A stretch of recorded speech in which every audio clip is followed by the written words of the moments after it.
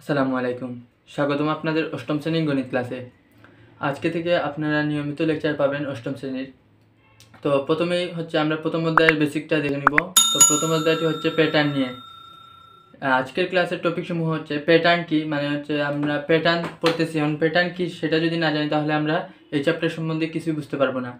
তারপর টপিক হচ্ছে যে স্বাভাবিক সংখ্যার প্যাটার্ন কি, তারপর হচ্ছে নির্দিষ্ট সংখ্যা কীভাবে নির্ণয় করতে হয়, ক্রমিক সংখ্যার যোগফল কীভাবে নির্ণয় করতে হয়, আবার হচ্ছে সংখ্যাকে বর্গের সমষ্টি রূপে কীভাবে প্রকাশ করা হয়। তারপরে এইগুলো হচ্ছে বেসিক পার্ট। এই বেসিক পার্টগুলো যদি আমরা বুঝতে পারি তাহলে আমরা হচ্ছে ম্যাজিক বর্গ গঠন করতে পারবো, তারপর জ্যামিতিক প্যাটার্ন বুঝতে পারবো। আর এগুলোর মধ্যে আমরা প্রত্যেকটা মানে টপিক শেষ করার পরই হচ্ছে আমরা যে উদাহরণ দেখতে পাবো বইয়ের মধ্যে, সেই উদাহরণগুলোকে সহজে বা কীভাবে সলভ করা যায় সেই নিয়মটা আমি আজকে দেখানো হবে।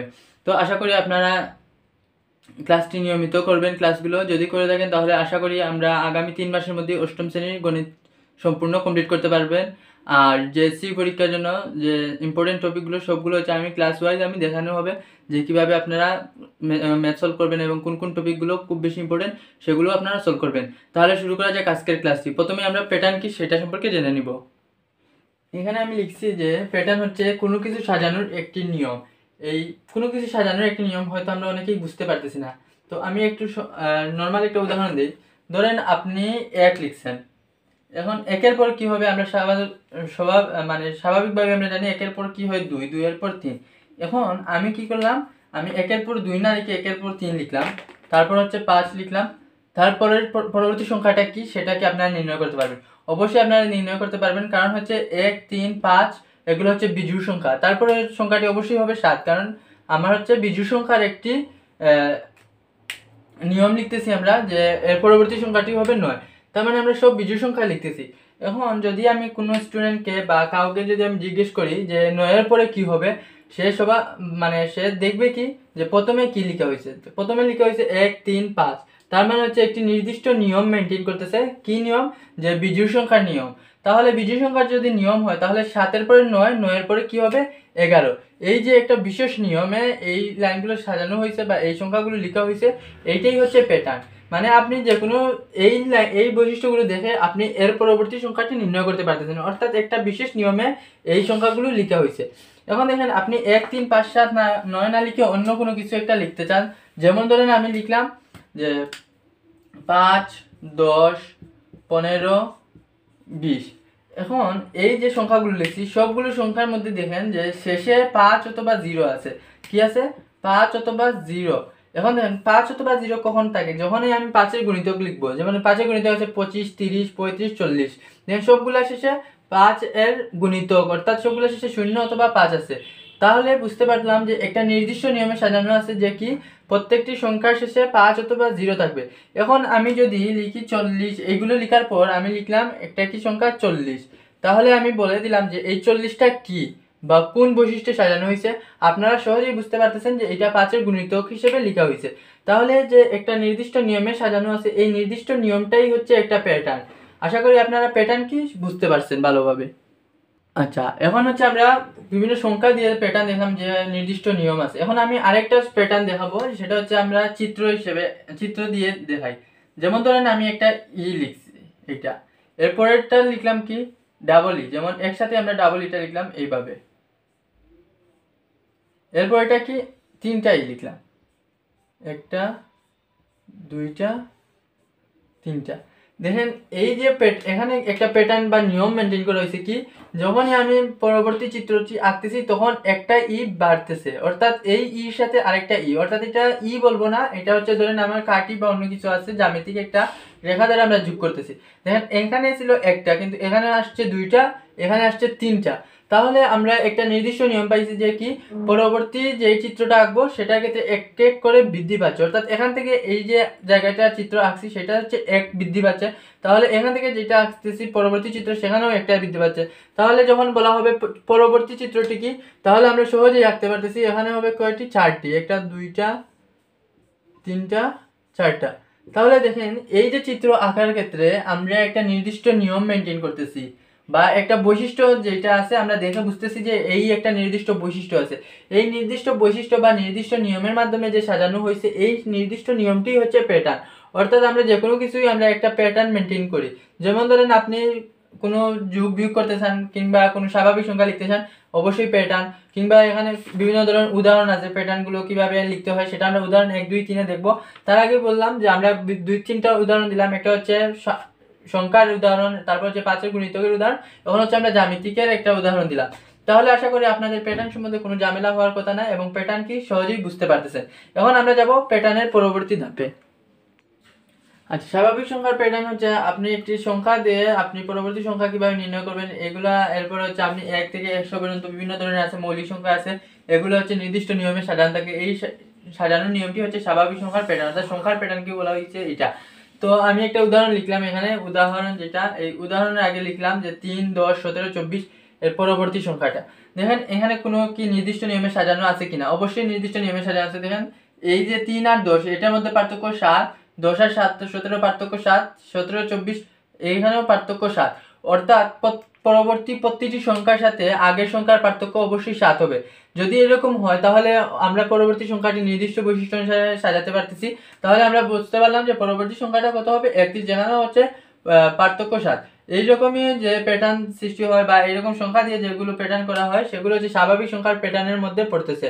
আশা করি স্বাভাবিক সংখ্যার প্যাটার্ন আমরা এর আগে প্যাটার্ন কি এই পার্টেও আমরা দেখাইছি, 5-এর গুণিতক কিংবা 1, 2, 3, 4 যেরকম লিখছি সেই সংখ্যাগুলো যে নির্দিষ্ট নিয়মে সাজানো আছে সেগুলো হচ্ছে স্বাভাবিক সংখ্যার প্যাটার্নের মধ্যে পড়তেছে। আর যে চিত্র দিয়ে এঁকেছিলাম সেটা হচ্ছে জ্যামিতিক প্যাটার্ন, যা আমরা পরবর্তীতে দেখতে পাবো যে জ্যামিতিক প্যাটার্ন কি। তো আশা করি স্বাভাবিক সংখ্যার প্যাটার্ন সম্বন্ধে আপনাদের সমস্যা হওয়ার কথা না। তো স্বাভাবিক সংখ্যার প্যাটার্নের মধ্যে একটা আছে যে মৌলিক সংখ্যা নির্ণয়।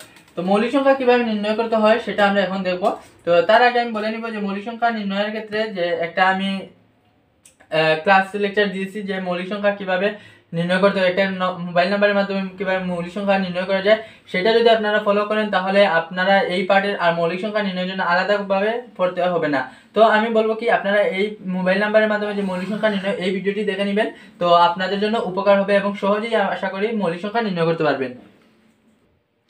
এখানে হচ্ছে মৌলিক সংখ্যা নির্ণয়ের জন্য কিছু নিয়ম দিছে, যে এক হচ্ছে সহমৌলিক, 2, 3 এরকম 5, 7 দিছে, অনেকগুলো কাজ করছে। তারপর হচ্ছে সবগুলো মৌলিক সংখ্যা বের করছে, 25টা যে মৌলিক সংখ্যা আছে 25টা মৌলিক সংখ্যা বের করছে। তো আমরা এইরকম করব না, আমরা কি করব যে মোবাইল নাম্বারের মাধ্যমে সহজে মৌলিক সংখ্যা কিভাবে নির্ণয় করতে হয় একটি ভিডিও আছে, এই ভিডিওটি আপনারা দেখে নেবেন, আশা করি আপনারা মৌলিক সংখ্যা নির্ণয় করতে পারবেন। তারপরে যদি বুঝতে সমস্যা হয় অবশ্যই আমাকে জানাবেন। তো আমি যে ক্লাস লেকচার দিছি সেটা হচ্ছে হেডিং এরকম ছিল, একটি মোবাইল নাম্বার যে মৌলিক সংখ্যা নির্ণয়, এই যে মৌলিক সংখ্যা নির্ণয়ের যে হেডিং ছিল এই ক্লাস লেকচারটা দেখে নেবেন। আমি তারপরে হচ্ছে আমি প্লে লিস্টে অ্যাড করে দিব আপনাদের জন্য। আপনারা আশা করি এই ভিডিওটি দেখে আপনারা ক্লাস লেকচারটা কমপ্লিট করতে পারবেন। তাহলে আমরা প্রথমে উদাহরণ 1 নাম্বারটা দেখে নিব। উদাহরণ 1 নাম্বার বলা হয়েছিল কি, যে প্রশ্নটা আমরা লিখে নিই, তারপর হচ্ছে আমরা সমাধান করে দিব। আচ্ছা, এই ম্যাথটা আমরা হচ্ছে বেসিকের সময় আমরা দেখেছি যে কিভাবে নির্ণয় করতে হয়, যে আমরা একটা নির্দিষ্ট প্যাটার্ন বা একটা নিয়ম দেখতেছি যে প্রতিটি অঙ্কের ক্ষেত্রে আমার হচ্ছে পার্থক্য কত আছে, 7 করে আছে। সেজন্য হচ্ছে আমরা যে পরবর্তী যে সংখ্যাগুলো পাবো সেই পরবর্তী সংখ্যার জন্য অবশ্যই পার্থক্য 7 হয়। তাহলে আমরা প্রত্যেকটি সংখ্যার ক্ষেত্রে পার্থক্য 7 পাইছি, তাহলে পরবর্তী সংখ্যা কি 31 পরবর্তী সংখ্যা যে হবে 31 + 7 = 38, এবং এর পরবর্তী সংখ্যাটি হবে 38 + 7 বা 38 + 7, তখন কত আসতেছে 45। দেখেন 38 এবং 45, তাহলে আমরা যে পরবর্তী সংখ্যা দুইটি নির্ণয় করতে বলছে সেই সংখ্যা দুইটি অবশ্যই আগের সংখ্যার সাথে পার্থক্য 7 হবে। সেজন্য আমরা 31 এর সাথে 7 যোগ করে 38 পাইছি এবং 38 এর সাথে যোগ করে 45 পাইছি। তাহলে 38 এবং 45 হচ্ছে আমার পরবর্তী দুইটি সংখ্যা। আশা করি এই প্যাটার্ন নিয়মটা বুঝে থাকলে এই ম্যাথগুলো হচ্ছে আপনাদের জন্য না দেখানো দেখানো না হলেও সমস্যা নাই, যে আপনারা আশা করি আপনারা বুঝতে পারবেন। তাহলে আমরা হচ্ছে উদাহরণ 1 শেষ, এখন আমরা উদাহরণ 2টা কমপ্লিট করব। উদাহরণ 2 সেম নিয়ম, তারপর আমরা চেষ্টা করব যে উদাহরণ 2 কিভাবে কমপ্লিট করা হয়। উদাহরণ 2 এ বলা হয়েছে পরবর্তী সংখ্যাটি নির্ণয় করো। তো আমরা প্রথমে যে কোন বৈশিষ্ট্যে সাজানো আছে বা কোন নিয়মে সাজানো আছে সেই নিয়মটি আগে বের করতে হবে, তারপর হচ্ছে আমরা পরবর্তী সংখ্যাটি বের করতে পারবো। তো এখানে দেখেন 4 আর 1 এর মধ্যে আমার পার্থক্য কত আছে, পার্থক্য হচ্ছে আমরা পাইছি 3। 4 আর 9 এর মধ্যে পার্থক্য 5, তারপর হচ্ছে পার্থক্য কত 7, তারপরে হচ্ছে পার্থক্য কত আছে 9। এখন দেখেন একটা নির্দিষ্ট বৈশিষ্ট্য আমরা পেয়ে গেছি, যে প্রতিটি সংখ্যা তার হচ্ছে বিজোড় সংখ্যার যে ক্রমিক বিজোড় সংখ্যার আকারে বৃদ্ধি পাচ্ছে, যেমন 3, 5, 7, 9, এবং পরবর্তী সংখ্যাটি হবে কত 3, 5, 7, 9, এর পরবর্তী বিজোড় সংখ্যা 11। তাহলে 25 এর সাথে 11 এর যোগফলে যে সংখ্যাটি হবে সেটি হচ্ছে আমার পরবর্তী সংখ্যা, কারণ আমরা নির্দিষ্ট বৈশিষ্ট্য পেয়ে গেছি যে প্রতিটি সংখ্যা তার আগের সংখ্যার সাথে বিজোড় সংখ্যার যে স্বাভাবিক বিজোড় সংখ্যার আকারে বৃদ্ধি পাচ্ছে। অর্থাৎ আমার যদি এইটার ক্ষেত্রে 3 হয় তাহলে পরবর্তীটা হবে 3-এর পরবর্তী বিজোড় সংখ্যার যোগফল। তাহলে 4-এর সাথে 5 যোগ করছি 9 এবং 5 যদি আমরা লিখে ফেলি তাহলে এর পরবর্তী বিজোড় সংখ্যা হচ্ছে 7। তাহলে 9-এর সাথে 7 যোগ করে পাচ্ছি 16। তারপর 7-এর পরবর্তী সংখ্যা বিজোড় সংখ্যা 9, তাহলে 16-এর সাথে 9 যোগ করে পাচ্ছি 25। আবার 25-এর এই যে 9-এর পরবর্তী বিজোড় সংখ্যা কত 11। তাহলে 25-এর সাথে আমরা 11 যোগ করে আমরা একটি নির্দিষ্ট সংখ্যা পাবো। এই সংখ্যাটি হচ্ছে আমার পরবর্তী সংখ্যা, কারণ আমরা নির্দিষ্ট প্যাটার্নটি আমরা বুঝে গেছি এবং নির্দিষ্ট নিয়মটি আমরা বুঝে গেছি। তাহলে 25 প্লাস 11 অর্থাৎ 25 প্লাস 11 ইকুয়ালস টু কত হয় 36 অর্থাৎ 36। এই 36ই হচ্ছে আমার পরবর্তী সংখ্যা। আশা করি আপনারা উদাহরণ 2 বুঝতে পারছেন যে কিভাবে আনসারটি চলে আসছে। আচ্ছা, এখন আমরা উদাহরণ 3 দেব। যে উদাহরণ 3 কি বলা হয়েছে, এই উদাহরণে বলা হয়েছে কি যে পরবর্তী সংখ্যা নির্ণয় করতে হবে, যেখানে একটা দ্বারা দেওয়া হয়েছে বা একটা প্যাটার্ন দেওয়া হয়েছে যে কি 1 5 6 11 21 17 তারপর 28। দেখেন এই যে একটা সংখ্যার দ্বারা পাইছি, এই দ্বারা একটি নির্দিষ্ট নিয়মে সাজানো আছে। এই নিয়মটা প্রথমে আমরা বের করতে হবে, তারপরে হচ্ছে আমরা আনসার করতে পারবো। তো দেখেন যে এই যে জায়গায় 1 আমাদের কোনো এর আগে কোনো সংখ্যা নাই, তার মানে আমরা নিয়ম বুঝতে পারতেছি না। 5 দেখেন 5-এর মধ্যে আমার কোনো নিয়ম বুঝতেছি না। দুইটা সংখ্যা দ্বারা আমরা কখনোই বুঝতে পারবো না, বা দুইটা অঙ্ক দ্বারা কখনোই বুঝতে পারবো না যে এটা কোন নিয়মে সাজানো আছে। কিন্তু দেখেন 6 যে লিখা হয়েছে তা আগের দুইটি সংখ্যার যোগফল 6 পাইছি। এই আগের দুইটি সংখ্যার যোগফল আমরা কত পাইছি 6। আচ্ছা, তারপর দেখেন 11 লিখা আছে, এটা কি 5 আর 6 এর যোগফল, অর্থাৎ পূর্ববর্তী দুটি সংখ্যার যোগফলই হচ্ছে আমার পরবর্তী সংখ্যা। যেমন 1 লিখলাম, 5 লিখলাম, 6। তাহলে 5 আর 1 6 পাইছি কত পরবর্তী সংখ্যা। এখন হচ্ছে আমার এই দুইটা সংখ্যার যোগফল হচ্ছে আমার এই সংখ্যা 11। আবার এই দুইটা সংখ্যার যোগফল কত পাইছি 17। অর্থাৎ দুইটি সংখ্যার যোগফলই আমরা হচ্ছে পরবর্তী সংখ্যা পাই। তার মানে 5 আর 1 যে যোগ করলে 5 প্লাস 1 ইকুয়ালস টু 6, এটা এখানে লেখা আছে। আবার এখানে এই যে 11 এর আগে দুইটি সংখ্যা আছে 5 প্লাস 6, 5 প্লাস 6 ইকুয়ালস টু 11 পাইছি এই জায়গায়। তাহলে 17 কত 11 যোগ 6 17। আচ্ছা 28। এখন 28 কি হবে এর আগের দুটি সংখ্যা, তাহলে 17 আর 11 28। তাহলে 28 এর পরবর্তী সংখ্যা কত হবে এই দুটি সংখ্যার যোগফল। তাহলে 17 প্লাস হচ্ছে 28 ইকুয়ালস টু হচ্ছে কত 8 7 15 5 7 হচ্ছে 45। অর্থাৎ আমি যে পরবর্তী সংখ্যাটি নির্ণয় করব সেই সংখ্যাটি হবে আগের দুটি সংখ্যার যোগফলের সমান, কারণ আমরা এর আগের যেগুলো সংখ্যা যেমন 28 নির্ণয় করছি যে দুইটি সংখ্যার যোগফল, 17 যোগ করছি দুটি সংখ্যার যোগফল, অর্থাৎ একটি নির্দিষ্ট নিয়ম পেয়ে গেছি যে পরবর্তী সংখ্যাটি হবে তার আগের দুটি সংখ্যার যোগফল। তাহলে আগের দুইটি সংখ্যা যে 28 এর পরবর্তী সংখ্যা কত, এই পরবর্তী সংখ্যাটি হবে তার দুইটি সংখ্যার যোগফল আগের দুটি সংখ্যা, তার মানে 28 আর 17 এর যোগফল। আমরা 28 আর 17 এর যোগফল পাচ্ছি কত 45। তাহলে এই 45ই হবে আমাদের আনসার। আশা করি আপনারা এই ম্যাথটি বুঝতে পারছেন। আমাদের উদাহরণ 3 শেষ। আপনারা কাজ যেগুলো বাকি আছে এই কাজ হচ্ছে আমরা পরবর্তী ভিডিওতে দেখাবো যে কাজ কিভাবে কমপ্লিট করতে হয়, কারণ আমরা এখন বেসিক পার্ট পড়তেছি। বেসিক পার্টের পরেই হচ্ছে আমরা কাজ সমাধান করে দেখাবো। এখন যে টপিক নিয়ে আমরা আলোচনা করবো সেই টপিকটি হচ্ছে স্বাভাবিক ক্রমিক সংখ্যার যোগফল। এখন আপনাকে যদি বলা হয় 1 থেকে 10 পর্যন্ত সংখ্যাগুলোর যোগফল কত, আপনি কি করবেন, হয় হাতে করবেন না হয় আপনার ক্যালকুলেটরে এটা সমাধান করবেন। প্রথমে 1 লিখবেন, তারপর প্লাস 2 প্লাস 3 প্লাস 4 এরকম করবেন। আপনার লাগবে কত সময় 5 মিনিট। তো আমরা এইরকম না করে আমরা হচ্ছে একটি সুন্দর একটা নিয়ম বের করবো, যাতে হচ্ছে আপনি 1 মিনিটের মধ্যেই সহজেই আপনি কিভাবে এই স্বাভাবিক সংখ্যার ক্রমিক সংখ্যার যোগফল বের করতে পারেন। তাহলে প্রথমে আমরা নিয়ম বের করার আগে আমরা যে ডিটেলসে যেগুলো আপনারা বের করি সেটা আপনারা দেখাবো, কারণ এগুলো হচ্ছে পরীক্ষা আসতে পারে যে আপনাকে বলবে যে 1 থেকে 10 পর্যন্ত যে স্বাভাবিক সংখ্যার যোগফল আছে সেটা যে কি কোন নিয়মে বা কোন প্রসেসে আপনি সহজেই বের করতে পারবেন সেই প্রসেসটি বের করে দেখাও। তখন কিন্তু আমরা ঝামেলায় পড়বো। সেজন্য আমরা কি করব, ধরে নিলাম 1 থেকে 10 পর্যন্ত স্বাভাবিক সংখ্যার সমষ্টি ক। তাহলে আমরা লিখলাম ধরে নেই। আচ্ছা আমরা প্রথমে যোগফলটি ধরে নিব যে 1 থেকে 10 পর্যন্ত যোগফল কি, আমরা ধরে নিলাম ক। তাহলে ক ইকুয়ালস টু আমরা যোগফল যেহেতু বলছি সেজন্য আমরা কি লিখব 1 plus 2 plus 3 plus 4 plus 5 plus 6 7 8 9 10। দেখেন আমি এই যে সংখ্যাগুলোর যোগফল আমরা ধরে নিয়েছিলাম ক, সেজন্য আমরা এই যোগফলটা লিখলাম ক। আবার আমরা কি করব, বিপরীত ক্রমে লিখব। তো বিপরীত ক্রমে লিখলে তো কোনো সমস্যা না, যে যোগফল যোগফলের জায়গায়। তাহলে আবার লিখলাম ক ইকুয়ালস টু 10 9 8 7 6 5 4 3 2 1। দেখুন আমি বিপরীত ক্রমে লিখছি, সেই ক্ষেত্রে হচ্ছে 1 থেকে 10 পর্যন্ত যোগফল নিচ্ছি ক। আমরা এখন কি করব, দুইটাই আমরা যোগ করে দিব। তাহলে আমরা ক প্লাস ক ইকুয়ালস টু আমরা পাইলাম কত 2 ক। 2 কো ইকুয়ালস টু দেখেন 10 আর 1 কত 11 লিখলাম 11 প্লাস 9 আর 2 কত 11 লিখলাম 11 প্লাস সবগুলো হচ্ছে আমার 11 হবে 8 আর 3 11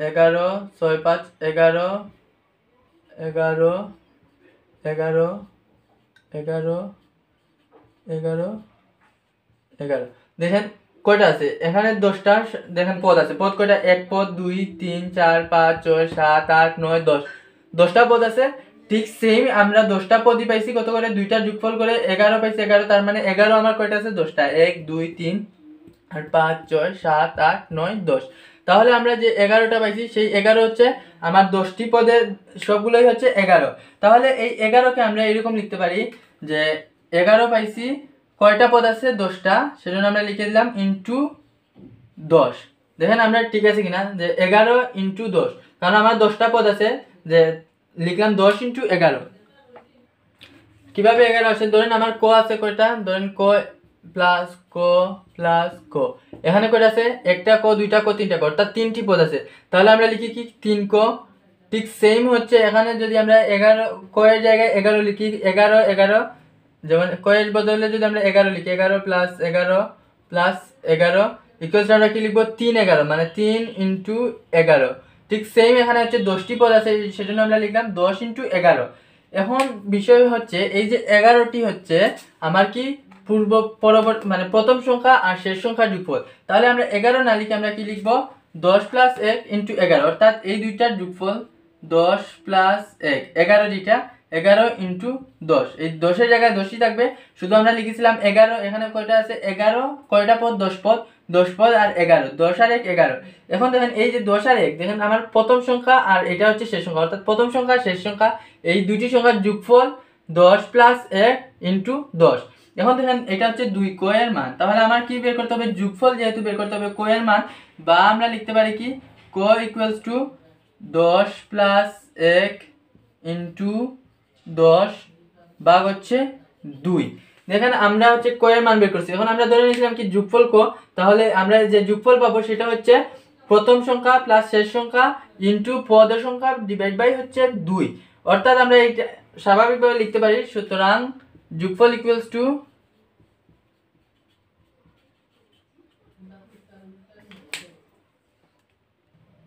তাহলে আমরা কি পাইছি যে এটা কি প্রথম সংখ্যা লিখলাম প্রথম সংখ্যা তারপর আছে প্লাস আমরা লিখলাম প্লাস এখন 10 দেন কি 10 হচ্ছে আমার শেষ সংখ্যা তাহলে লিখলাম শেষ সংখ্যা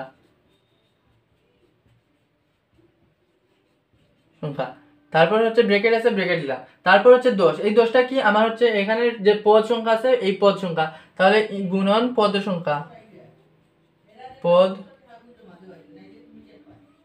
সংখ্যা তারপরে কি আছে যে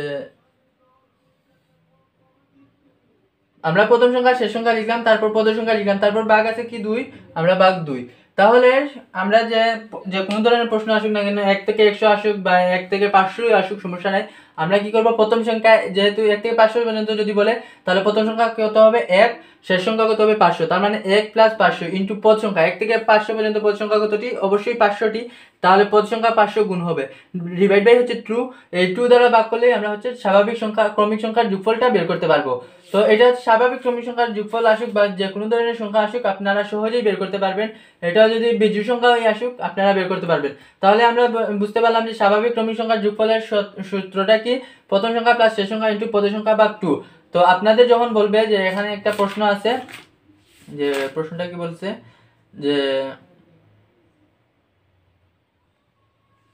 যে তালিকার 50টি সংখ্যার সমষ্টি নির্ণয় করে যোগফল যে সংক্ষিপ্ত নিয়মের যোগফলটি বের করো তাহলে এইটা হচ্ছে আমার যে প্রথম থেকে 1 থেকে 100 পর্যন্ত বা 1 থেকে 10 পর্যন্ত যাই বলুক না কেন এরকম করে তারপর হচ্ছে আমি সংক্ষিপ্ত নিয়মে যে সূত্রটা পাইছি এই সূত্রটা বের করতে হবে আর যদি আপনাদের সরাসরি বলে 1 থেকে 50টি সংখ্যার যোগফল বের করো তাহলে আপনারা লিখবেন যে আমরা জানি যোগফল ইকুয়ালস টু প্রথম সংখ্যা প্লাস শেষ সংখ্যা ইনটু পদের সংখ্যা বাই 2 তাহলে আমরা সূত্রটি সুন্দর করে লিখে দেই তাহলে যখনই বলবে স্বাভাবিক ক্রমিক সংখ্যার যোগফল নির্ণয় করে 1 থেকে 10 পর্যন্ত 1 থেকে 20 পর্যন্ত কিংবা 1 থেকে 100 পর্যন্ত সেটা হচ্ছে আপনারা এরকম লিখবেন আমরা জানি যোগফল ইকুয়ালস টু প্রথম সংখ্যা প্লাস শেষ সংখ্যা ইনটু পদের সংখ্যা ডিভাইড বাই 2 আশা করি আপনারা স্বাভাবিক ক্রমিক সংখ্যার যোগফল নির্ণয় করতে পারবেন তাহলে এর পরবর্তী আছে প্রথম 10টি বিজোড় সংখ্যার যোগফল নির্ণয় করো আমরা সেম একই ভাবে এই সূত্র ইউজ করে আমরা এইটার সমাধান করে দিব এখন হচ্ছে 10টি বিজোড় সংখ্যার যোগফল কিভাবে নির্ণয় করবো। এখানে দেওয়া আছে 1 3 5 7 9 11 13 15 17 19, এগুলো হচ্ছে আমার 10টি বিজোড় সংখ্যা, এইগুলোর যোগফল হচ্ছে আপনার 100। তো আমরা সহজ নিয়মে কিভাবে এই বিজোড় সংখ্যার যোগফলটা বের করবো সেটাই আমরা হচ্ছে এখন দেখবো। তো আমরা এই যে সূত্রটা এখানে একটু ডিটেলসে বলা হয়েছে যে বর্গ হবে, এই হবে সেই হবে, কারণ 3 আর 1 4 যোগ করলে বর্গ হচ্ছে, 1 3 আর 5 যোগ করলে বর্গ হচ্ছে। আমরা এরকম করবো না, আমরা সরাসরি আগের সূত্র প্রয়োগ করে ইউজ করব। তো আমরা আগের সূত্রটা কি করব, আগের সূত্র ছিল যোগফল ইকুয়ালস টু, আমরা জানি যে প্রথম সংখ্যা প্লাস শেষ সংখ্যা ইনটু প্রথম সংখ্যা। তাহলে প্রথম সংখ্যা কত, প্রথম সংখ্যা প্লাস শেষ সংখ্যা সূত্রটি প্রথমে লিখে নেই। তাহলে আমরা প্রথম সংখ্যা শেষ সংখ্যা এই যোগফলের সূত্র ইউজ করলেই আমাদের কিন্তু হয়ে যাচ্ছে। তাহলে আমরা দেখেন 2 এর জায়গায় লিখলাম প্রথম সংখ্যা কত আছে 1 প্লাস শেষ সংখ্যা কত 19 আছে, লিখলাম 19। তারপর হচ্ছে আমার পদ সংখ্যা কত আছে, পদ সংখ্যা হচ্ছে 10টি, আমরা 10টি পদ লিখলাম। দেখেন এখন 19 প্লাস 1 20, 20 ইন্টু 10 হচ্ছে 200, 200 ভাগ 2 সমান 100। দেখেন আমি এই যে প্রথম 10টি বিজোড় সংখ্যার যোগফল বের করছি, যে বের করার পর আমরা দেখলাম যে প্রথম 10টি বিজোড় সংখ্যার যোগফল 100। এবং যেহেতু প্রশ্নে বলা থাকবে 1 থেকে 10 মানে 1 থেকে পরবর্তী 10টি বিজোড় সংখ্যার যোগফল নির্ণয় করো, অর্থাৎ 1 থেকে 19 পর্যন্ত বিজোড় সংখ্যার যোগফল নির্ণয় করতে বলা হইলে আমরা ক্যালকুলেটর ইউজ করব না, আমরা সরাসরি এই সূত্র ইউজ করব। এই সূত্রের মাধ্যমে আমরা রেজাল্টটি পেয়ে যাব। আশা করি আপনারা এই ম্যাথটিও বুঝতে পারছেন যে বিজোড় সংখ্যার যোগফল কিভাবে নির্ণয় করতে হয়। এখন পরবর্তী হচ্ছে টপিক হচ্ছে সংখ্যা দুইটিকে বর্গের যোগফল হিসেবে প্রকাশ। এই টপিকে বলা হয়েছে যে একটি সংখ্যাকে দুইটি বর্গের সমষ্টি রূপে প্রকাশ করো। তো আমরা বর্গ সংখ্যা কি জানি, যেমন হচ্ছে 1 এর উপর স্কয়ার হচ্ছে 1, তাহলে মানে এই 1 হচ্ছে একটি বর্গ সংখ্যা, অথবা 5 এর উপর স্কয়ার, 5 এর উপর স্কয়ার সমান 25, তাহলে 25ই হচ্ছে একটা বর্গ সংখ্যা। আর এই যে 5 হচ্ছে বর্গমূল সংখ্যা। যেহেতু বলা হয়েছে বর্গ সংখ্যার সমষ্টি রূপে প্রকাশ, তার মানে এই যে 5 এর উপর স্কয়ার একটি বর্গ সংখ্যা, অর্থাৎ 5 স্কয়ার একটি বর্গ সংখ্যা, x স্কয়ার একটি বর্গ সংখ্যা। এরকম বর্গ সংখ্যা আকারে আমরা প্রকাশ করতে হবে, অর্থাৎ হচ্ছে x স্কয়ার প্লাস 5 স্কয়ার যদি আমার একটি সংখ্যা হয়, সেটা হবে আমার দুইটি সংখ্যার সমষ্টি আর কি, বর্গের সমষ্টি হবে। তাহলে দেখেন যে আমরা প্রথমে একটা 2 দেখলাম, এখন এই 2 কে আমরা কিভাবে দুইটি বর্গের সমষ্টি রূপে প্রকাশ করব। তাহলে দেখি আমরা কিভাবে প্রকাশ করতে হয়। যেমন x স্কয়ার, আমরা একটু আগে বলছি যে x স্কয়ার মানে x যেটা হচ্ছে বর্গ সংখ্যা, তাহলে x স্কয়ারকে আমরা বর্গ সংখ্যা বলতে পারি। x স্কয়ার একটি বর্গ সংখ্যা প্লাস x স্কয়ার মান কত 1, আমার লাগবে কত 2 লাগবে। তাহলে আরেকটি x স্কয়ার যদি আমরা যোগ করে দেই, দেখেন এইটাও একটা বর্গ সংখ্যা, এইটাও একটা বর্গ সংখ্যা, অর্থাৎ দুইটি বর্গ সংখ্যা দেয়া আছে এবং তাদেরকে কি করা হয়েছে, একটি প্লাস আকারে যোগ করা হয়েছে, অর্থাৎ দুইটি বর্গ সংখ্যাকে সমষ্টি হিসেবে প্রকাশ করছি, যা একটি সংখ্যার রেজাল্ট পাচ্ছি। এটাই হচ্ছে একটি সংখ্যাকে দুইটি সংখ্যার বা দুইটি বর্গের সমষ্টি হিসেবে প্রকাশ। তাহলে এরকম অনেক অসংখ্য সংখ্যা রয়েছে যা আমরা সহজেই বের করতে পারি। যেমন হচ্ছে 13, এই 13কে বলা হয়েছে দুইটি বর্গ সংখ্যার মানে এই সংখ্যাকে দুইটি বর্গের সমষ্টি প্রকাশ করতে হবে। তাহলে দেখেন যে 2 স্কয়ার অর্থাৎ 4, এটা হচ্ছে একটি বর্গ সংখ্যা, তাহলে 2 স্কয়ার, এই যে 2 স্কয়ার ইকুয়ালস টু 4, তার মানে হচ্ছে এটা একটা বর্গ সংখ্যা, প্লাস কি করতে হবে আরেকটি, তাহলে 4 হয় আর 13, আমার লাগবে কত 9। তাহলে 9 কে আমরা কি লিখতে পারি 3 স্কয়ার, অর্থাৎ 3 স্কয়ার ইকুয়ালস টু 9, তাহলে এটাও একটি বর্গ সংখ্যা। দেখেন আমি একটা বর্গ সংখ্যা, দুইটা বর্গ সংখ্যা, দুইটি বর্গ, এবং কি হয়েছে দুইটাকে যোগ আকারে দেওয়া হয়েছে, অর্থাৎ প্লাস হিসেবে দিছি, তার মানে দুইটি বর্গের সমষ্টি একটি সংখ্যা পাইছি। এটাই হচ্ছে সংখ্যাকে দুইটি বর্গের সমষ্টি রূপে প্রকাশ। আশা করি আপনারা এটা এরকম পারবেন। তো এখানে একটা এমসিকিউ আসতে পারে যে 1 থেকে 100 এর মধ্যে কয়টি সংখ্যাকে এরকম দুইটি বর্গের যোগফল হিসেবে প্রকাশ করা যায়। এইটার আনসার হচ্ছে 35টি। আপনারা এই লাইনগুলো আপনারা পড়ে নেবেন। তো কাজ কয়েকটি আছে, এই কাজগুলো আমরা পরবর্তী ভিডিওতে দেখাবো বা পরবর্তী ক্লাস লেকচারে আমি দেখাবো, যে যারা লাইভ ক্লাস করেন তো ক্লাস লেকচারে আমি দেখাই দেবো যে কিভাবে কাজ করতে হয়। তো প্রথমে আমরা বেসিকগুলো কমপ্লিট করতেছি। তো আশা করি আপনারা সংখ্যাকে দুইটি বর্গের সমষ্টি রূপে প্রকাশে কোনো সমস্যা হওয়ার কথা না। এখন আমরা যে টপিক দেখবো এটা হচ্ছে খুব মজার, আপনারা হচ্ছে সংখ্যা নিয়ে খেলতে পারবেন, বলতে গেলে এক ধরনের খেলাধুলা। এই খেলাধুলা কিভাবে আমরা করতে হয় সেটা আমরা প্রথমে বলে দিব। যে এখানে বলা হয়েছে 3 ক্রমের ম্যাজিক বর্গ, অর্থাৎ আমি একটা বর্গ আঁকলাম, ধরেন এটা একটা বর্গক্ষেত্র আঁকছি। বর্গক্ষেত্রের মধ্যে কয়টি ঘর থাকে, অবশ্যই সবগুলাতে উপর নিচ সবগুলাতে হচ্ছে 3টি করে ঘর থাকবে। যেহেতু বর্গ সংখ্যা তার মানে হচ্ছে 1 2 3 1 2 3 সবগুলাতে সব দিক দিয়ে 3 হবে। এখন 3 ক্রমের ম্যাজিক বর্গ, অর্থাৎ প্রত্যেকটি ঘরে আমার 1 থেকে 9 পর্যন্ত লিখতে হবে, কিন্তু দুইবার রিপিট করা যাবে না। অর্থাৎ যে আমরা স্বাভাবিকভাবে 1 2 3 4 5 6 7 8 9 মানে 1 থেকে 9 পর্যন্ত অবশ্যই সবগুলা অঙ্ক থাকতে হবে। তাহলে আমরা বুঝতে পারলাম যে 1 থেকে 9 পর্যন্ত কোনো সংখ্যাই বা কোনো অঙ্কই রিপিট করা যাবে না।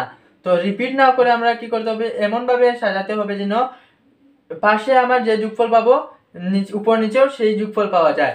তাহলে যেহেতু বইয়ে লেখা আছে যে উপর নিচে যোগফল 15 পাওয়া যায়, তাহলে এই যে 3টি অঙ্ক লিখতে হবে, এই 3টি অঙ্কের যোগফল হতে হবে 15। আবার এই উপর নিচে যেগুলো লিখবো সেগুলোরও যোগফল হতে হবে 15। আর কোনাকুনিও যান আপনি যেন 15ই পান। অর্থাৎ আমার যেদিকেই আমি যদি দেখি যে কোনো দিকে আমি যোগ করি যেন সব দিক থেকেই আমার 15 হয়। তাহলে দেখেন এটা একটা মজার খেলা যে কিভাবে আমরা 15 পাবো, এটা কি সম্ভব না? সম্ভব না। তো এই জন্য কি করা হয়েছে, একটা সহজ প্রসেস বের করা হয়েছে। এই সহজ প্রসেসটা আমরা ইউজ করে যে 3 ক্রমের ম্যাজিক বর্গটি আমরা বের করে নিব। তো আমরা কি করব, যে প্রতিটা কোনায় কোনায় আমরা কি করব, যে ক্রমিক জোড় সংখ্যাগুলো লিখবো। ক্রমিক জোড় সংখ্যা বলতে বোঝা যাচ্ছে যে 2 4 6 8, কারণ 1 থেকে 9 পর্যন্ত আমার জোড় সংখ্যা আছে কি 2 4 6 8, এগুলো হচ্ছে ক্রমিক জোড় সংখ্যা, অর্থাৎ 2 এর পর অবশ্যই 4। আমরা তো লিখি নাই 8 10 12 14 এরকম লিখি নাই, আমরা লিখছি ক্রমিক জোড় সংখ্যা এবং 1 থেকে 9 পর্যন্ত হওয়া প্রয়োজন। সেজন্য আমরা কি করব, 2 এর পরে 4 4 এর পরে 6 6 এর পরে 8। তাহলে আমরা কি বলছি যে প্রতিটি কোনায় কোনায় ক্রমিক লিখব। তাহলে প্রথমটার প্রথম কোনায় আমরা কি লিখব 2, প্রথমটার একদম লাস্টের কোণা হচ্ছে কত 4, তারপর আর কোণার আছে এই জায়গায় এই জায়গায়, তারপর হচ্ছে এটার পরে এই জায়গায় আসবে কত 6, এরপরে হচ্ছে 8। দেখেন আমাদের মোটামুটি বসানো শেষ। এখন আমাদের কি লাগবে, 15 পাওয়া লাগবে। এখন দেখেন আমরা বলছি কোনাকুনি হোক কিংবা উপর নিচ হোক সাইডে হোক যে কোনো দিকে হোক আমার 15 পাওয়াই লাগবে। সেক্ষেত্রে আমরা কি করব, যে আমার যে মাঝে যে গড়টি বাকি আছে এই গড়ে আমরা লিখে দিব 5, লিখলাম 5। এখন দেখেন এইটা যোগ করলে আমার কত আসতেছে 8 5 13 2 15, 6 4 10 আর 5 15। আমার কোনাকুনি সবগুলাতে 15 হয়ে গেছে। এখন আমার কি করতে হবে, যে এই যে 4টি গড়, এই 4টি গড়ে আমার বাকি আছে কি 1 3 5, আচ্ছা 5 তো লিখে নিচ্ছি, 1 3 আর 7 আর 9, এই 4টি অঙ্ক বাকি রয়েছে। এখন এই 4টি অঙ্ক এমনভাবে বসাতে হবে যেন আমার এই 4টি করে যে কোনো দিকে গেলে 15 হয়। তাহলে দেখেন এই জায়গায় যদি আমি 7 বসাই কখনোই এই দিকে 15 আসতেছে না, এই জায়গায় অবশ্যই 9 বসাতে হবে। আমরা লিখলাম 9, দেখেন 9 আর 4 13 আর 2 15, আমার 15 হয়ে গেছে ইকুয়ালস টু 15। আচ্ছা এখন দেখেন এই জায়গায় আমি যদি উপর নিচে বসাই তাহলে আমার কত আসতে হবে, 15 আসতে হবে। দেখেন 8 আর 4 কত, আমার আসতেছে 8 আর 4 12 15 হতে লাগে কি 3, লিখে নিলাম আমরা 3। এখন দেখেন এইদিকেও আমার 15 চলে আসতেছে 15। এরপরে হচ্ছে এই এই জায়গায় দিকে বাকি দেখেন 8 আর 6 14, আমার লাগে কত 1, আমরা লিখে নিলাম 14 আর 1 15। তাহলে দেখেন এই জায়গায় এদিকেও আমার কত আসতেছে 15 আসতেছে। এখন দেখেন এই উপর নিচে দেখেন 9 আর 1 10 আর 5 15, অটোমেটিক আমার 15 চলে আসতেছে। তাহলে অবশিষ্ট যেটা বাকি আছে এই অবশিষ্ট অঙ্ক কত 7, আমরা লিখে নিলাম 7। এখন দেখেন 7 আর 3 10 আর 5 15। আপনি এখন যেই দিকেই আপনি যোগ করেন না কেন 3টি সংখ্যার যোগফল অবশ্যই আপনি 15 পাবেন। আপনি এই যে 15 বের করছেন, যে এই 15ই হচ্ছে আপনার ম্যাজিক বর্গ। অর্থাৎ আপনি যে কোনো দিকেই গুণ করুন যোগ যে কোনো দিকে যোগ করুন আপনি কখনোই 15-র কম বা বেশি পাবেন না। তাহলে আশা করি আপনারা 3 ক্রমের ম্যাজিক বর্গ কিভাবে বের করতে হয় সেটা বুঝতে পারছেন। এখন আমরা দেখব 4 ক্রমের ম্যাজিক বর্গ। যখনই 4 ক্রমের ম্যাজিক বর্গ নির্ণয় করতে আসবে বা 4 ক্রমের ম্যাজিক বর্গ নিয়ে আমরা খেলাধুলা করব, তখনই হচ্ছে আপনার কি করতে হবে 1 থেকে 16, মানে এখানে হচ্ছে 16টি ঘর আছে 1 2 3 4 8 12 16, অর্থাৎ 16টি করে আমার 16টি অঙ্ক হবে 1 থেকে 16 পর্যন্ত। কখনোই একটি সংখ্যা রিপিট হবে না এবং অবশ্যই 16টি অঙ্কই বসতে হবে। তো সেক্ষেত্রে আমরা সহজে কিভাবে বের করতে হয় সেটা আমরা এখন দেখব। তো এই যে ম্যাজিক বর্গ, এই ম্যাজিক বর্গ যখনই আপনি কোনাকুনি হোক বা সোজা হোক বা পাশে হোক সবসময় আপনি রেজাল্ট পাবেন যে চারটার যোগফল কত, 4টির যোগফল কত হবে যে 34, অর্থাৎ 34 আপনি পাবেন। যে কোনো দিকে যোগ করুন না কেন 34 হবেই। তো এই ক্ষেত্রে আমরা কিভাবে আমরা ম্যাজিক বর্গ গঠন করব সেটা হচ্ছে আমাদের দেখার বিষয়। তাহলে দেখেন আমরা যদি এখান থেকে 1 থেকে শুরু করি, যেমন একটা ম্যাজিক বর্গ আমি একে দেখাই, যে ম্যাজিক বর্গ বলতে 1 থেকে 16 পর্যন্ত একে দেখাই একটু। আচ্ছা আঁকার আগে দেখেন এটা হচ্ছে আমার 1 নাম্বার ঘর। যদি আমরা উপর থেকে শুরু করি এটা হচ্ছে 1 নাম্বার ঘর আর এটা হচ্ছে আমার 16 নাম্বার ঘর। তাহলে আমরা এইখানে হচ্ছে 4 নাম্বার ঘর, এটা হচ্ছে আমার কত নাম্বার ঘর 13 নাম্বার ঘর। আমরা স্বাভাবিক গুণে গুণে আমরা বলতে পারি 1 নাম্বার ঘর 2 নাম্বার 3 নাম্বার 4 নাম্বার, এরকম হচ্ছে 4 নাম্বার ঘর 16 নাম্বার ঘর। এখন আমরা কি করব, যে গড়গুলো যেগুলো আছে এগুলো আমরা বিপরীত ক্রমে দিয়ে দিব, অর্থাৎ এখানে 1 আসছিল, এখানে 16 নাম্বার ঘর, তাহলে 16 নাম্বার ঘরের যে 16 নাম্বারটা যাবে প্রথম ঘরে, আর প্রথম ঘরেরটা যাবে 16 নাম্বারে। তাহলে এখানে 1 ছিল, আমরা লিখলাম কত 16, আর এখানে 16 ছিল, আমরা লিখলাম 1। তাহলে দেখেন এটা শেষ। তাহলে এখানে ছিল 4, 4 এর জন্য আমরা কি লিখবো, 4 এই কোণায় লিখবো, আর এখানে ছিল 13, আমরা লিখবো এই কোণায়। দেখেন আমরা মোটামুটি প্রথম ধাপ শেষ, যে সবগুলা মানে গড়ের যে অঙ্কগুলো ছিল আমরা চেঞ্জ করে ফেলছি, যে চেঞ্জ করছি। এখন দেখেন এটা কত নাম্বার করছিল, 1 2 3 4 5 6 7। এই যে 6 নাম্বার গড়টি যেটা ছিল, এই 6 নাম্বার গড়টা হবে কোনাকুনি চেঞ্জ হবে, এই যে 4টা 6, এটা ছিল 6 নাম্বার গড়, ধরেন 6 7 8 9 10 আর 11 নাম্বার গড়। এই যে 11 নাম্বার গড়, এই 6 নাম্বার গড়ের যেটা এটা যাবে 11 নাম্বার, আর 11 নাম্বার গড়েরটা যাবে 6 নাম্বারে, 7এরটা 10-এ, 10এরটা 7-এ। তাহলে আমরা চেঞ্জ করে ফেলি। তাহলে এখানে 7 ছিল, তাহলে এই জায়গায় হবে 7, আর এখানে 10 ছিল, আমার 7-এর গড়ে চলে যাবে 10। তাহলে আমরা গড়গুলো আমরা সংখ্যা চেঞ্জ করে দিলাম 10। তাহলে 11টা 6 যাবে, আর 6টা আসবে কত 11-তে। তাহলে আমাদের দেখেন মোটামুটি অঙ্কগুলো লিখে দিলাম, যে কোনাকুনি একটা হয়ে গেছে, এই কোনাকুনি হয়ে গেছে। এখন দেখেন এই কোনাকুনি যোগ করলে কত আসতেছে, দেখেন এখানে আছে কত 16, 16 আর 11 হচ্ছে 27, 27 আর 1 হচ্ছে 28, 28 আর 6 হচ্ছে 34। তাহলে আমার মোটামুটি চলে আসতেছে। আবার এখানে হচ্ছে 20, আর এখানে হচ্ছে 14, 34। দেখেন আমার কোনাকুনি আমার 34 পেয়ে গেছি। তাহলে আমার বাকি সংখ্যাগুলো লিখতে হবে, বাকি সংখ্যাগুলো যা আছে হুবহু আমরা তাই বসাই দিব, কারণ এটা হচ্ছে 2 নাম্বার করে, আমরা 2 লিখে নিলাম, 3 নাম্বার করে 3, 4 নাম্বার করতে 13 আসছে, 4 নাম্বার, 5 নাম্বার 6 7 8 9 10 11 12 13, পরে 14, তারপর হচ্ছে 15। এখন দেখেন আমার যা বাকি আছে সবগুলো গড় লিখছি, শুধু আমরা এই গড়গুলো চেঞ্জ করছি, যে আমি একটা একটা করে দাগ দিতেছি, এই গড়গুলো আমরা চেঞ্জ করছিলাম, এই গড় চেঞ্জ করছি, এই গড় চেঞ্জ করছি, আর বাকি সব গড়গুলো কিন্তু আমরা চেঞ্জ করি নাই, অথচ আমাদের হচ্ছে রেজাল্টই চলে আসতেছে। এখন দেখেন আপনি যেদিকেই যোগ করেন না কেন বা গুণ করেন না কেন, সরি গুণ বলতেছি, যেদিকেই কোনাকুনি পাশাপাশি যোগ করেন আপনি অবশ্যই 34 পাবেন। তাহলে দেখেন এটার ক্ষেত্রে যে 16 আর 4 20, 9 আর 5 14, 20 আর 14 হচ্ছে 34, আপনি পেয়ে গেছেন। এদিক থেকে যদি আমরা হিসাব করি, তাহলে দেখেন যে 16 আর 5 হচ্ছে 21, 21 আর 13 হচ্ছে 34। আপনি এখন যেদিকে যোগ করেন আপনি 34 অবশ্যই পাবেন। তাহলে আমরা যে বর্গটি পাইলাম, এটাই হচ্ছে আমার 4 ক্রমের ম্যাজিক বর্গ, অর্থাৎ যে কোনো দিকেই আমি সমান রেজাল্ট পাচ্ছি, কোনাকুনি হোক, পাশাপাশি হোক, কিংবা উপর নিচ হোক। তাহলে আশা করি আপনারা 4 ক্রমের ম্যাজিক বর্গটি বুঝতে পারছেন। তো আমি আগামী ক্লাসে আমি দেখাবো যে ভিন্ন কৌশলে কিভাবে 4 ক্রমের ম্যাজিক বর্গ গঠন করতে হয় এবং 5 ক্রমের ম্যাজিক বর্গ গঠন করতে হয়। তাহলে আশা করি আপনারা পরবর্তী ক্লাসটি দেখতে পাবেন। তো এরপরে হচ্ছে সংখ্যা নিয়ে খেলা, আমরা সংখ্যা নিয়ে একটু খেলাধুলা করব। তো এই সংখ্যা নিয়ে খেলার এখানে হচ্ছে 1.5-এ হচ্ছে 3টি খেলা দেওয়া হয়েছে বা খেলাধুলা করবো আমরা এখন সংখ্যা নিয়ে। এই 3টি হচ্ছে আমি সুন্দর করে বুঝিয়ে দিব আপনাদের। যে বলা হয়েছে 2 অঙ্কের যে কোনো সংখ্যা নাও, আমরা একটা 2 অঙ্কের সংখ্যা নিলাম, ধরেন আমরা কত 13 নিলাম। আচ্ছা, এরপরে বলা হয়েছে সংখ্যা দুটি স্থান বদল করে প্রাপ্ত নতুন সংখ্যাটির সাথে আগের সংখ্যাটি যোগ করো। তাহলে বলা হয়েছে এই দুইটি সংখ্যার অঙ্কের স্থান বদল করতে হবে। তাহলে স্থান বদল করলে আমরা কত পাইতেছি 31। আচ্ছা, লিখলাম 31। এখন হচ্ছে এই দুইটি সংখ্যা যোগ করতে হবে। তাহলে 13 প্লাস 31 ইকুয়ালস কত 44। এরপর বলা হয়েছে যে যোগফলকে 11 দ্বারা ভাগ দাও, আমরা দিলাম 11 দ্বারা ভাগ, ইকুয়ালস টু হচ্ছে কত 4। অর্থাৎ আমার কোনো ভাগশেষ নাই। যেমন 44কে আমরা যদি ভাগ করি, 11 দিয়ে যদি 44কে ভাগ করি, ধরেন 11 ভাগ 44, দেন 4 11 44, আমার ভাগশেষ কত আসতেছে 0।